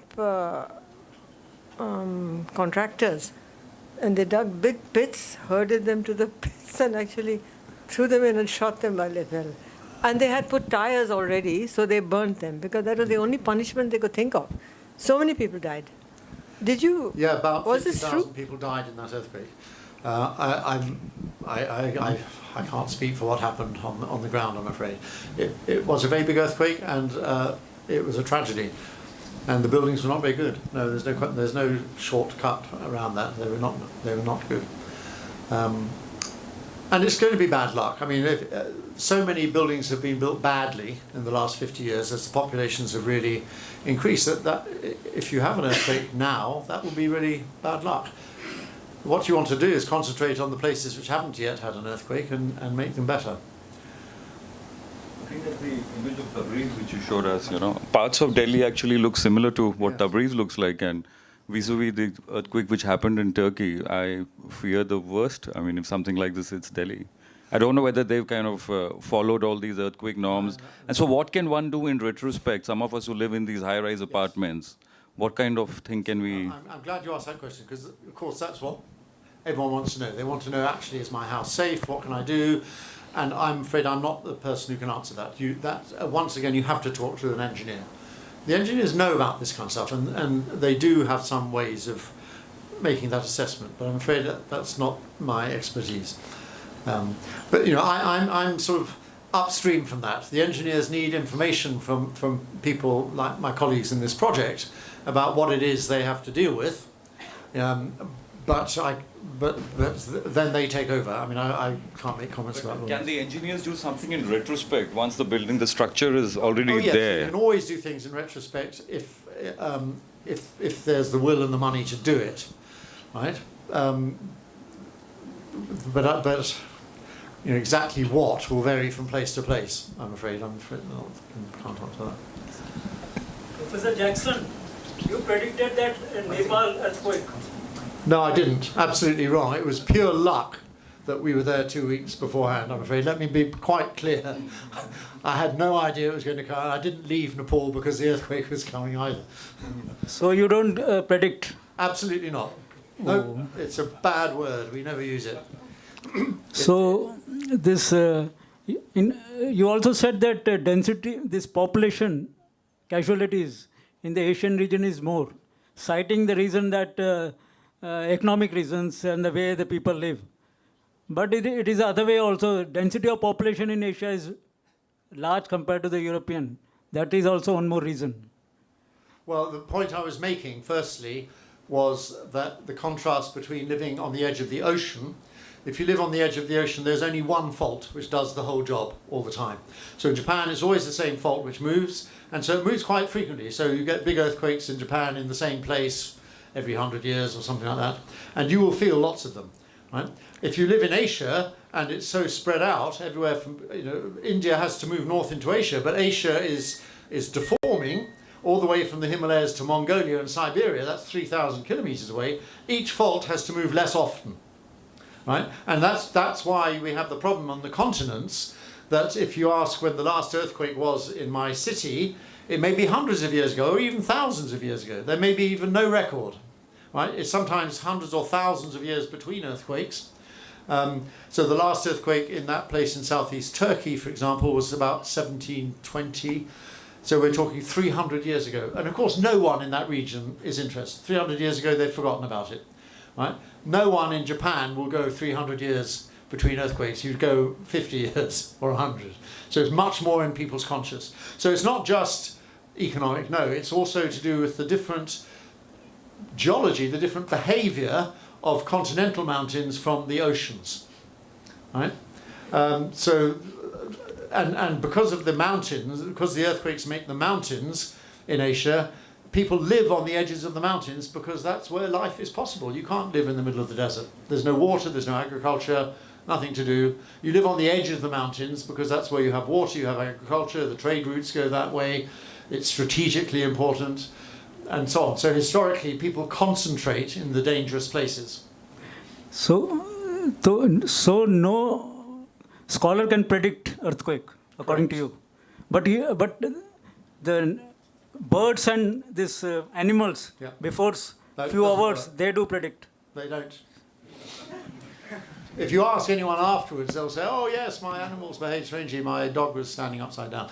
And of course, what they never do is tell you when the animals behaved strangely and there was no earthquake. There's a great industry predicting earthquakes after they have happened. People say, oh yes, this it doesn't work. It really does not work. And if you allow people to believe it, you will kill them. Earthquake prediction kills people, doesn't save them.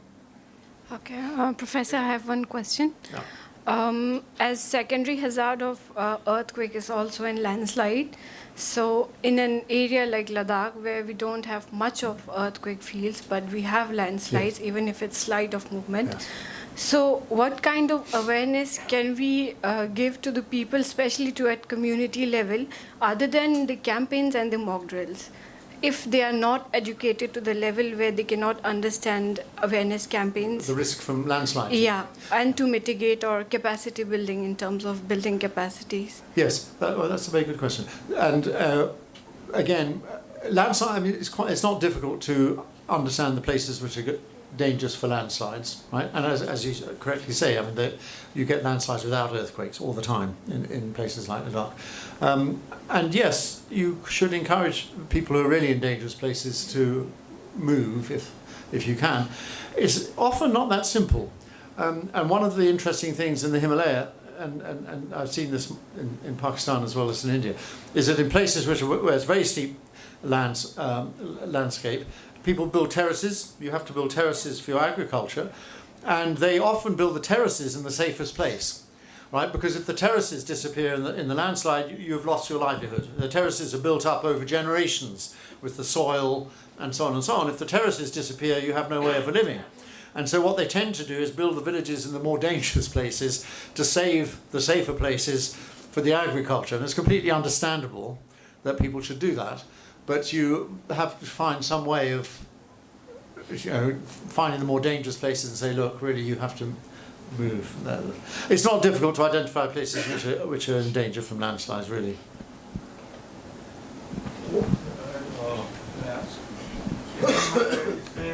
So since half our lecture topic is what science can do, we can see that many places development is not scientific.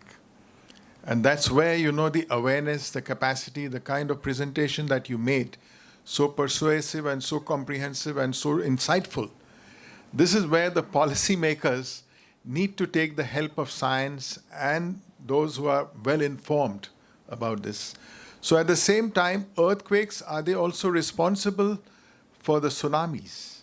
Because those are in Japan is also a victim of tsunamis, and India experienced one in 2004, December, which was one of the most devastating. So would you like to please comment on both these, because what can science do to help in the developmental process? Problem, right? So tsunamis, thank you. Yes, well, of course, tsunamis happen around the edge of the ocean, and they happen because the faults I'm talking about, but just as Tibet is pushed out over India, Japan is pushed out over the Pacific Ocean, and Sumatra is pushed out over the Indian Ocean. And if you disturb the sea bed, the sea water has to get out of the way, and that's what makes a tsunami. And what saves people in tsunamis really is education. So it turns out, the way it works, if there's a big earthquake on the coast, like in Sumatra or in Japan, you have 20 minutes. It'll be 20 minutes before the wave hits the coast, and you need to get onto high ground. And you can get a long way in 20 minutes with some motivation. Right? You just need to go about 10, 20 meters is fine. And every child in Japan knows to do that. And nobody knew how to do that in Indonesia, Sumatra, Banda Aceh, and so on. So that was a tragedy. They didn't know what to do. They did know what to do in Japan. The reason so many people died and 20,000 people died in the tsunami in Japan in 2012, but about 1 million people were exposed and didn't die because they did the right thing. The people who died were on a flat plain where there was no high ground. And so what the Japanese do is they build multi-story buildings, rather like multi-story car parks with no walls, and so the water can go through the building and you sit on the top. And the problem was they weren't quite high enough. Everyone did the right thing because the Japanese are extremely serious about education. It just wasn't high enough because actually the tsunami was much bigger tsunami than anyone was expected. And that's a case, if you like, where the scientific knowledge was not good enough. And it turned out, because there had been many earthquakes in the past few hundred years, which made tsunamis of a certain height, and they thought, okay, this is how high we need to be. And there's this, if you like, a freak one, bigger than normal. And it turned out that they discovered that about a year before the earthquake, someone had found the remains of an earlier tsunami about 1,000 years ago. It was 860 or some date like that, which had gone a lot further inland. And they said, oh, occasionally you get a really big tsunami, bigger than the rest. But they only discovered that about a year before that earthquake, and so were not able to have done anything in that time. So that was, if you like, a gap in the scientific knowledge. And yes, it was a tragedy. But compare that with Banda Aceh, where 200,000 people died because they didn't know what to do. In Japan, most people know what to do because it's education which saved lives. The problem is, and this is what happened in Indonesia and Thailand and so on, is generally the sea goes away first and people go down onto the beach because the sea's disappeared. Look, you can see fish and so on. And that's absolutely what you must not do. You want to go the other way. And you have 20 minutes. You can do a lot in 20 minutes. Yeah. Is there no technology where from satellites you can like GP? Yeah. Satellite image. Satellite. There's so much technology. Is it not possible through satellites that you can predict and no? Sea earthquakes or something. No, you can't predict earthquakes. Really, I keep saying this, you cannot predict the earthquakes. You can monitor, and the map I showed you of what happened in the Nepal earthquake, the area which moved, that was done by satellite. So you take an image before, you take an image afterwards. You can do it, we do it with radar, in actual fact. Radar simply measures the distance from the satellite to the ground, and if the ground moves, the distance has changed, and you can see how much it's changed. Or you can do it optically with just an optical image. You take any digital image has pixels, like little squares, and of course they shift after the earthquake, and you can just see how much do I have to shift them. And you can make very, very accurate maps now of how everything has moved. So we're very good at seeing what happened after the earthquake. Before the earthquake, you can measure, I showed you that cartoon of Nepal being squeezed, and you can measure it being squeezed. It's being squeezed at about 20 millimeters per year. Why is that useful? Because, okay, 20 millimeters per year, after 50 years, you've made 1 meter. Okay, that earthquake moved 5 meters. So you only need 250 years, you've recovered 5 meters, you can do it again. Right? I mean, that's not going to tell you the earthquake's on Monday, not Friday, but it tells you that the time between earthquakes is 1 or 200 years, 1 or 300 years. It's not thousands of years. Possibly 10 years, 20 years, 50 years. You can't even get that accurate. It's just saying, look, in places like, Iran, northern Iran, you probably have to wait almost 1,000 years between earthquakes, or 500 years. In the Himalayas, it's not so much because it's being squeezed more quickly. Right? So that sort of information we can use to tell the engineers how big the earthquake is likely to be. Is it going to move 5 meters? Is it going to move 1 meter? How long will the thing be? Will it move over 100 kilometers or over 10 kilometers? These are things we're actually quite good at doing now, and that's because the science has got better. But there are many things we can't do, and one we can't do is predict in the short term. I have to keep saying that. In fact, the most important scientific result is what we cannot do. Possibly 50 years down the line. No, won't. If you allow people to believe that. Let me give you another example. I mean, there was an earthquake in 2008 in Sichuan in China, killed 86,000 people. Until that time, the official Chinese policy was one day we will get earthquake prediction. And they say to people, forget it, this is a scientific problem, carry on your life as normal. And then after that earthquake, they were honest enough to say that policy killed 80,000 people. It is no longer the policy. The policy now is mitigation, preparation, and so on. Right? And it's not just Italy, China, other countries have had this experience. If you allow the public to believe one day, 50 years' time, we can do it, then they will do nothing. And if doing nothing is a stupid thing to do, because look at that earthquake in Turkey. 50,000 people were killed, but everyone who's not killed is now a refugee in their own country. There's no infrastructure. You cannot live there. What you want is there to be no damage, like in Japan. And an inspirational thing is to go on YouTube. You'll look at the Japan earthquake. You will see the tall buildings in Tokyo, big high-rise buildings, and for 4 minutes they are waving like palm trees. It makes you feel sick watching these big buildings moving like this. And in a city of 30 million people, not a single building failed, not one. And 30 million people. I mean, this is an absolutely inspiring thing to look at. It'll make you feel ill watching it. You think, what's it like on the 40th story, moving around a meter or two? Can't be enjoyable, but it shows that the engineers and the construction industry are absolutely not corrupt. They're complete integrity. They follow every last detail of the design and construction instructions, and that is what makes the place safe, not prediction. And after the earthquake, you carry on life as before, normal. Right? That's what you want to aim for. Good evening, Professor. First of all, thanks so much for being here with us.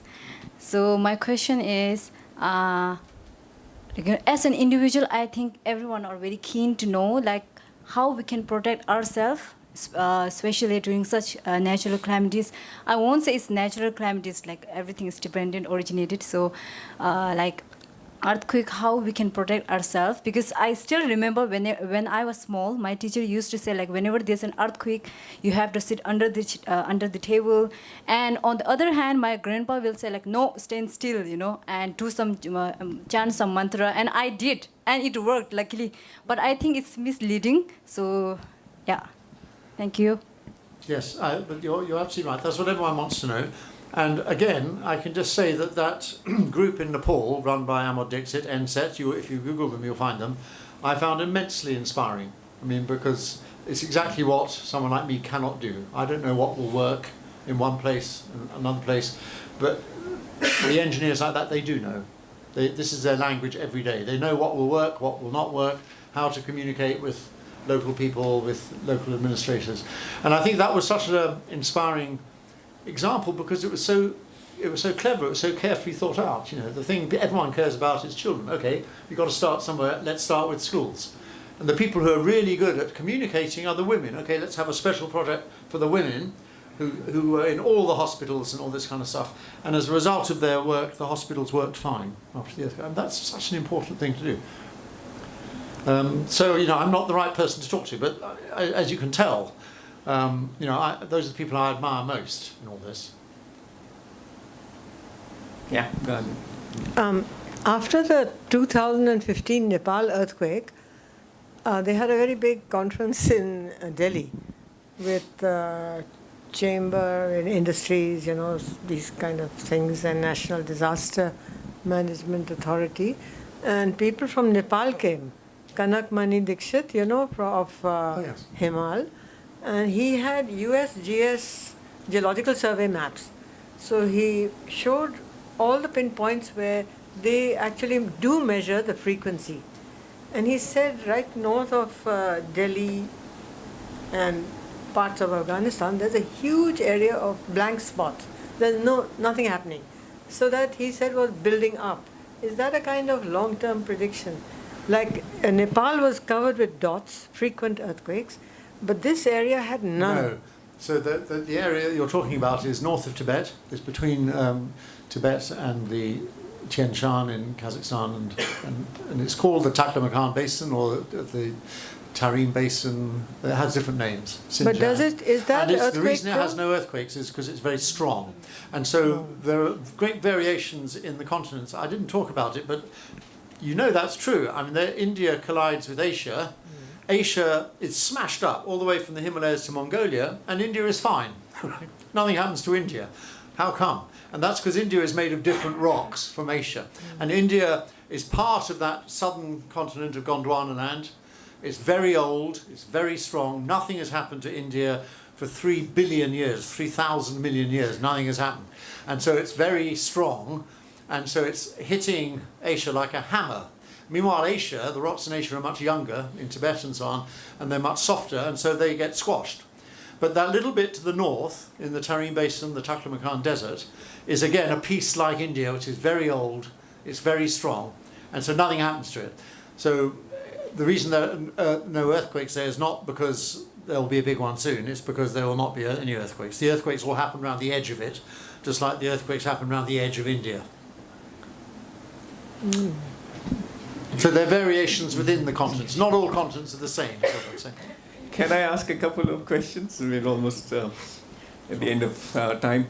Absolutely brilliant conversation. So, in terms of predictability, short-term, tiny predictability is impossible, yes? But in terms of location probabilities, predictability in terms of location, that's what you've stressed. Yes. There is a lot of science and lots that you can tell us. Is it the case that the further you get away from a fault line, everything else equal, the probability falls? I'm just asking. That's one. The other is, if you can map out, you know, you showed all the fault lines and so forth. So there is this, you can predict over whatever years, like this is where most earthquakes may come, and this is maybe in 2,000 years, maybe this, you know, you were mentioning the frequency, right? So maybe there's some kind of earthquake map, if you like. Oh, absolutely. Yes? Yes, we can. And that can be told to engineers. Yes, absolutely, we can do that. It's not very complicated. It's simply saying where there have been earthquakes in the past, they will happen again. Right? And that works fine in places where there are lots of earthquakes. Generally, where there are small earthquakes, you will also have big earthquakes. All that works fine. There's a slightly different problem, which is, if you remember, in 2001 there was a big earthquake in Gujarat at Bhuj, and there had been one previously in the Rann of Kutch in 1815. And these are earthquakes away from the Himalaya. So although India is very strong, so in general India hits Asia and India is undamaged, occasionally you get a very big earthquake in the middle of India. And there's one at Latur, which is in Maharashtra, I think, maybe in Andhra Pradesh. Is that right? In Latur, yeah. Also, you get occasional earthquakes like that. Now, for every one of those, there are 100 in the Himalaya, right? But those ones are particularly interesting and quite difficult to investigate. But on the other hand, you know, the one in Bhuj in 2001, there was one in 1815 in the same place. So it's not total surprise. There was one in Shillong in Meghalaya in 1890, if you remember. Yes, a really big one there. And again, south of the Himalaya. And these are big earthquakes in the old, very old part of India, which is the old geology, which is generally completely undamaged. Occasionally you get those. And they're a particular problem. But on the other hand, you know, now where they've happened before, they'll happen again. And so, yes, you can prepare. There are very few surprises, is what I want to say. In terms of, to answer your question, in terms of where they occur and the type of earthquake and how they move, is it up and down, is it sideways, how long, what is the shaking, that sort of thing is no longer a surprise. And one last question, in terms of mitigation measures, corruption is fine, but one is simply the additional cost of the codes which will enable you to, you know, reduce damage. Now that obviously will vary from place to place, but I guess the scale, you know, is it a 40% increase in building costs? It's tiny. It's right. Almost nothing. There you are. Because when you showed that 420 kilogram thing dropping on that school desk, and all it did was to change the structure of the school desk. All the houses, right, where traditionally they've held the corners, and finally that building with reinforced, you know, the Nepal. Yes, that's right. Now those are, if you're saying, they're tiny costs. Now if that is the case, sir, then we have a scandalous situation. Because the reason I say this, with science you can now almost predict where roughly you can have earthquakes. What we are then saying is it doesn't cost the earth. It's a question of redesigning, and then in the question of really raising consciousness and getting things done. Because if it doesn't cost too much, if it costed too much, like you were showing, you know, the problems with pollution and so on. But if this doesn't cost too much, right, there are not too many trade-offs, then it's simply a question we're not being mindful, we're not doing what the right thing is. And do you want to say something about the cost bit? Yes, it's sort of in prioritization, which is what matters. Let me clarify it a little bit. It's always more expensive to reinforce an existing building. So the schools in Nepal, it costs money to do that, right?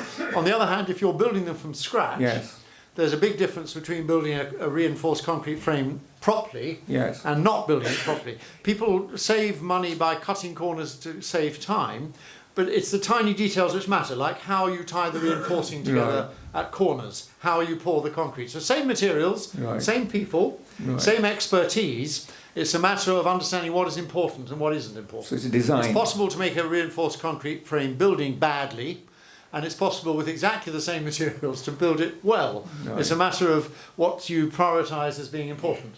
So education is important. Yes. So the engineering colleges, I mean, around the world, especially in these zones, is this gone into the curriculum? And because I'm not to universities, I'm asking whether... I can't answer that. You hope so. But as I say, I have great respect for the engineers. It's usually not that they don't understand. It's usually the construction industry who don't understand the importance of some particular details of the instructions or the construction, and they will cut corners. I mean, that's a polite way of... My friend who died would have said that's corruption. That's what he means by corruption. But actually, if you're poor, it's hard to distinguish corruption and ignorance and poverty. They sort of mix. It's not really straightforward. And yeah, people need help to understand what matters and what doesn't matter. And I think that was the great inspiring contribution of the NSET group in Kathmandu, was going to the villages and saying, look, you same people can do this, same materials, you just have to understand what matters and what doesn't matter. His 10 points for the masons. It was a very simple message, very easy to transmit. And having done some training little courses in some villages for some masons, they could go back to their villages and train other masons in the village and saying, look, this is what matters. And of course, the great advertisement for their masons course was the earthquake. because the earthquake actually demonstrates that that works. Now, not everyone can produce an earthquake to show that what they're doing works, but that's why the Nepal story is so important to spread. That story is applicable in other places, I think. Like if you won't sleep without asking that question, then go on, quick. Go on.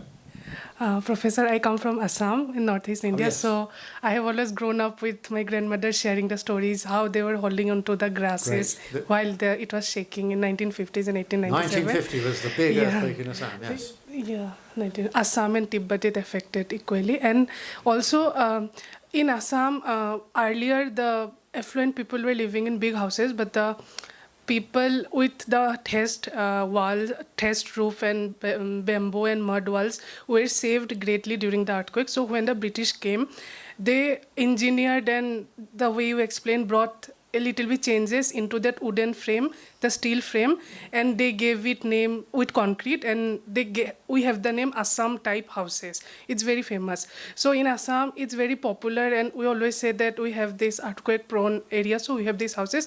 So now with time, everybody is again moving towards the concrete high-rise buildings, and there are less and less of Assam type houses in Assam. So do you feel that as we're moving a long time, we are also instead of developing our understanding and become more aware, in Assam, places like Assam, we're still moving backward because people are forgetting the stories, and like I feel so sad myself sometimes because it's a structure that can save people, but still people are forgetting it and moving with high-rise buildings.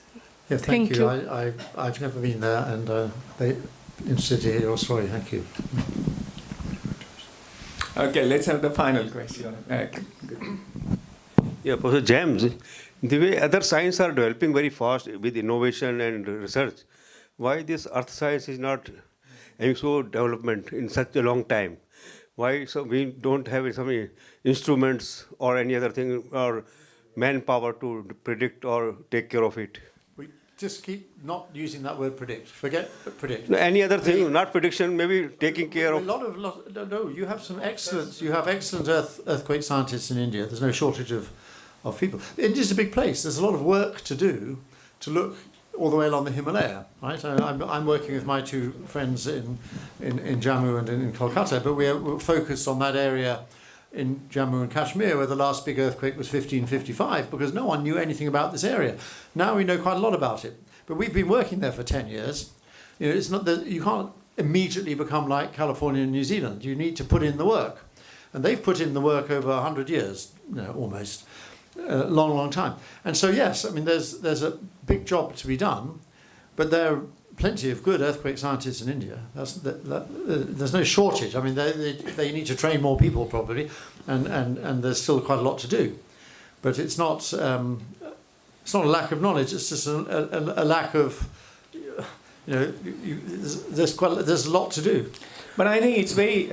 I think one thing we should carry away from this talk is, earthquakes are difficult to predict if you're talking in terms of short-term predictability. Yes, timing. No. But if you're talking about where they can occur, they're not occurring everywhere. I mean, that's mapped out so beautifully. Tell me, can you predict when the next fire will be? God forbid there's no fire in the Indian International Center, but can you predict it? But any of you know the exit route from here? How many of us know how to use a fire extinguisher? Practically none. Yes?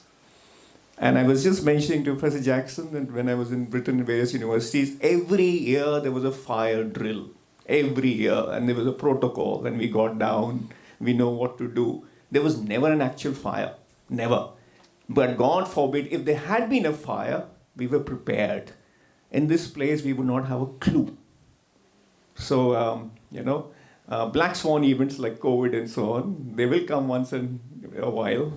But mitigation, perhaps, is where we need to really work. No, that means we should have some equipments or some technology to take care of it. Which let's leave something, if man becomes omniscient, I don't know whether that's a good thing or a bad thing. I mean, it's supposed to be the abode of God. Yeah, so I mean, let's I don't know whether even after that, I mean, we do a very bad job. I mean, the two big wars happening at the moment. They're nothing to do with lack of, it's just human folly. I think we should do what we can. Even when there are no earthquakes, the buildings had to be brought down. Noida, those skyscrapers, and in Gurgaon, 6 tall skyscrapers have been declared unfit. Yes. But when I was looking through this presentation, it was an eye-opener. It was so brilliant because in terms of where the fault lines is, how it moves. I mean, we know lots. California is drifting away. And the Japanese, look at them. As we were saying, that 40th floor swaying and not a building falling in a 30 million city. So what else do you need? We can do it. But if we don't want to do it and then blame it all on lack of predictability, then we deserve what we get. But anyway, thank you. Thank you to Professor Jackson for an absolutely gorgeous, wonderful, informative, but so beautifully presented to bring it down to an audience which is non-technical in nature, and yet all the technicalities came through. And then the practical things, that desk will stay in my head for years. Just changing the design of the desk and it can take 460 kilograms is amazing. And that's design, if you like. So absolutely, and thank you for everybody here. I think everybody's listened most carefully. And I hope some of you will engage with whoever the powers may be in whatever fashion, and we might get something moving in this country. So thank you, sir. And thank you, everybody.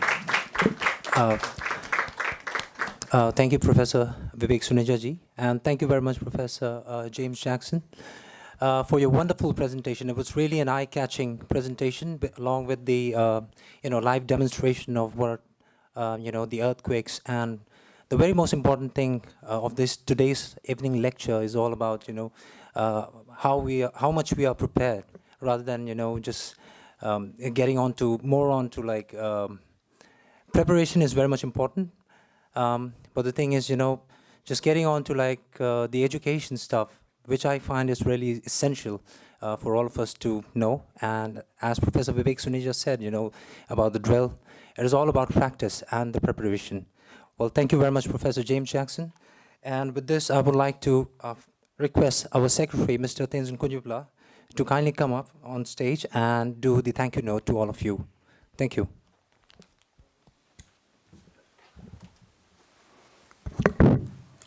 Good evening, everyone. I'll only take 2 minutes. So in the beginning, Professor Vivek Suneja-ji mentioned that Professor James, when he visited Nepal, 2 weeks after that, there was that Gorkha earthquake, and tomorrow Professor James is leaving for London, so my fingers are crossed. So just a bad joke. So it was an honor to hear from someone of Professor Jackson's caliber and dedication to earthquake and risk reduction, especially in the regions as vulnerable as Himalayas. Being someone who is born and raised in the valleys of Himalayas and later in Delhi, I have experienced my share of earthquakes from time to time, but fortunately not on large scale. But that doesn't mean that we can just relax and ignore the potential of earthquake. We are very grateful for the light Professor Jackson has shared on the possibilities within the science to aid in protecting our communities from the earthquake. So once again, I thank you, Professor, for your valuable time. And I would also like to thank Professor Vivek Suneja-ji for chairing this spiritual ecology lecture. And I would like to thank the audience for your participation in this lecture as well. With this, we have reached the end of today's session. So, with your permission, one little extra tidbit, the Nehru bit. So, sir, would you like to narrate that? Go on. This is the 1934 earthquake, which you know as the Bihar earthquake, and which damaged Kathmandu. Caused a lot of damage in Patna, and the reason it caused damage in Patna is because the Ganges Valley is full of very soft sediments which are very waterlogged, and if you shake them hard enough, they liquefy. And so buildings fell over, and a lot of the damage and casualties were buildings collapsing because the foundations just turned to liquid. And turns out that was documented and recorded by a journalist in the city at the time, who took a lot of photographs, and his name was Nehru. So Nehru actually was a geologist originally. He came to Cambridge, and in his first year he studied geology in my department. I was much later the head of that department. I didn't realise we had such a distinguished alumnus as Nehru. He then changed to law, and the rest is history, as they say. But he had a real good eye. And he took these photographs in Patna in 1934. And the reason I'm telling you this is that I met in Kathmandu 2 weeks before the earthquake in 2015, a man from the State Disaster Management Authority in Patna, in Bihar, who was trying to get people interested in earthquakes. And they were not very interested in earthquakes in Patna, because they were much more interested in flooding. So every year there's flooding in Patna because of the monsoon and so on. And so he thought the way to get them interested in earthquakes was to hold a big public durbar to talk about flooding, and at the same time he pushed in sideways the story about earthquakes and showed all the pictures of Nehru taken by Nehru in 1934, and suddenly everyone was very interested. They thought, yes, wow, earthquakes, Nehru was there, and so on and so on. So he got the public's attention by this device, and so it was just another example of someone being very creative to realise that here's a way of communicating with the public and getting them to prioritise something they would otherwise not be very interested in this clever way. So I thought that was an interesting, for me it was a very interesting story, because I had no idea Nehru was in my department. But it was also an inspiring story just because it was a clever thing for him to do. That's the story. Nehru is also the one who received His Holiness when he came over from Tibet. So it's a fitting closure. Go on, sir. Okay, thank you very much. With this, we have reached the end of today's lecture. So I would like to make an announcement that Tibet House is going to organize an art exhibition next week. The exhibition is on the theme "Hidden Serenity of the World of Chaos: A Buddhist Perspective of Life." The inauguration is on Monday, 11 November, at 5 p.m. And the artist, Ms. Sohaili Pal, who is an Indian contemporary artist who began her journey in the 2016, exhibiting internationally at events such as the Florence, Argentina, and Bangladesh biennials. And the exhibition itself will be on display from Monday to Sunday next week, from 10 a.m. to 5 p.m. And we also have an upcoming lecture on Rebirth, A Guide to Mind, Karma, Cosmos in the Buddhist World, by Professor Roger Jackson, Emeritus Professor of Asian Studies and Religion at Carleton College, on 20th November at Lecture Room 1, which is just above this lecture room. So if you don't follow Tibet House programs, you can visit our website www.tibethouse.in. You can also subscribe to our newsletter by sending us an email to programs@tibethouse.in. We are also on Instagram, Facebook, and other social media platforms. So yeah, I hope we will see you all in our future programs. And with this, we have come to the conclusion, and I hope you all will have a great evening. Thank you. Thank you.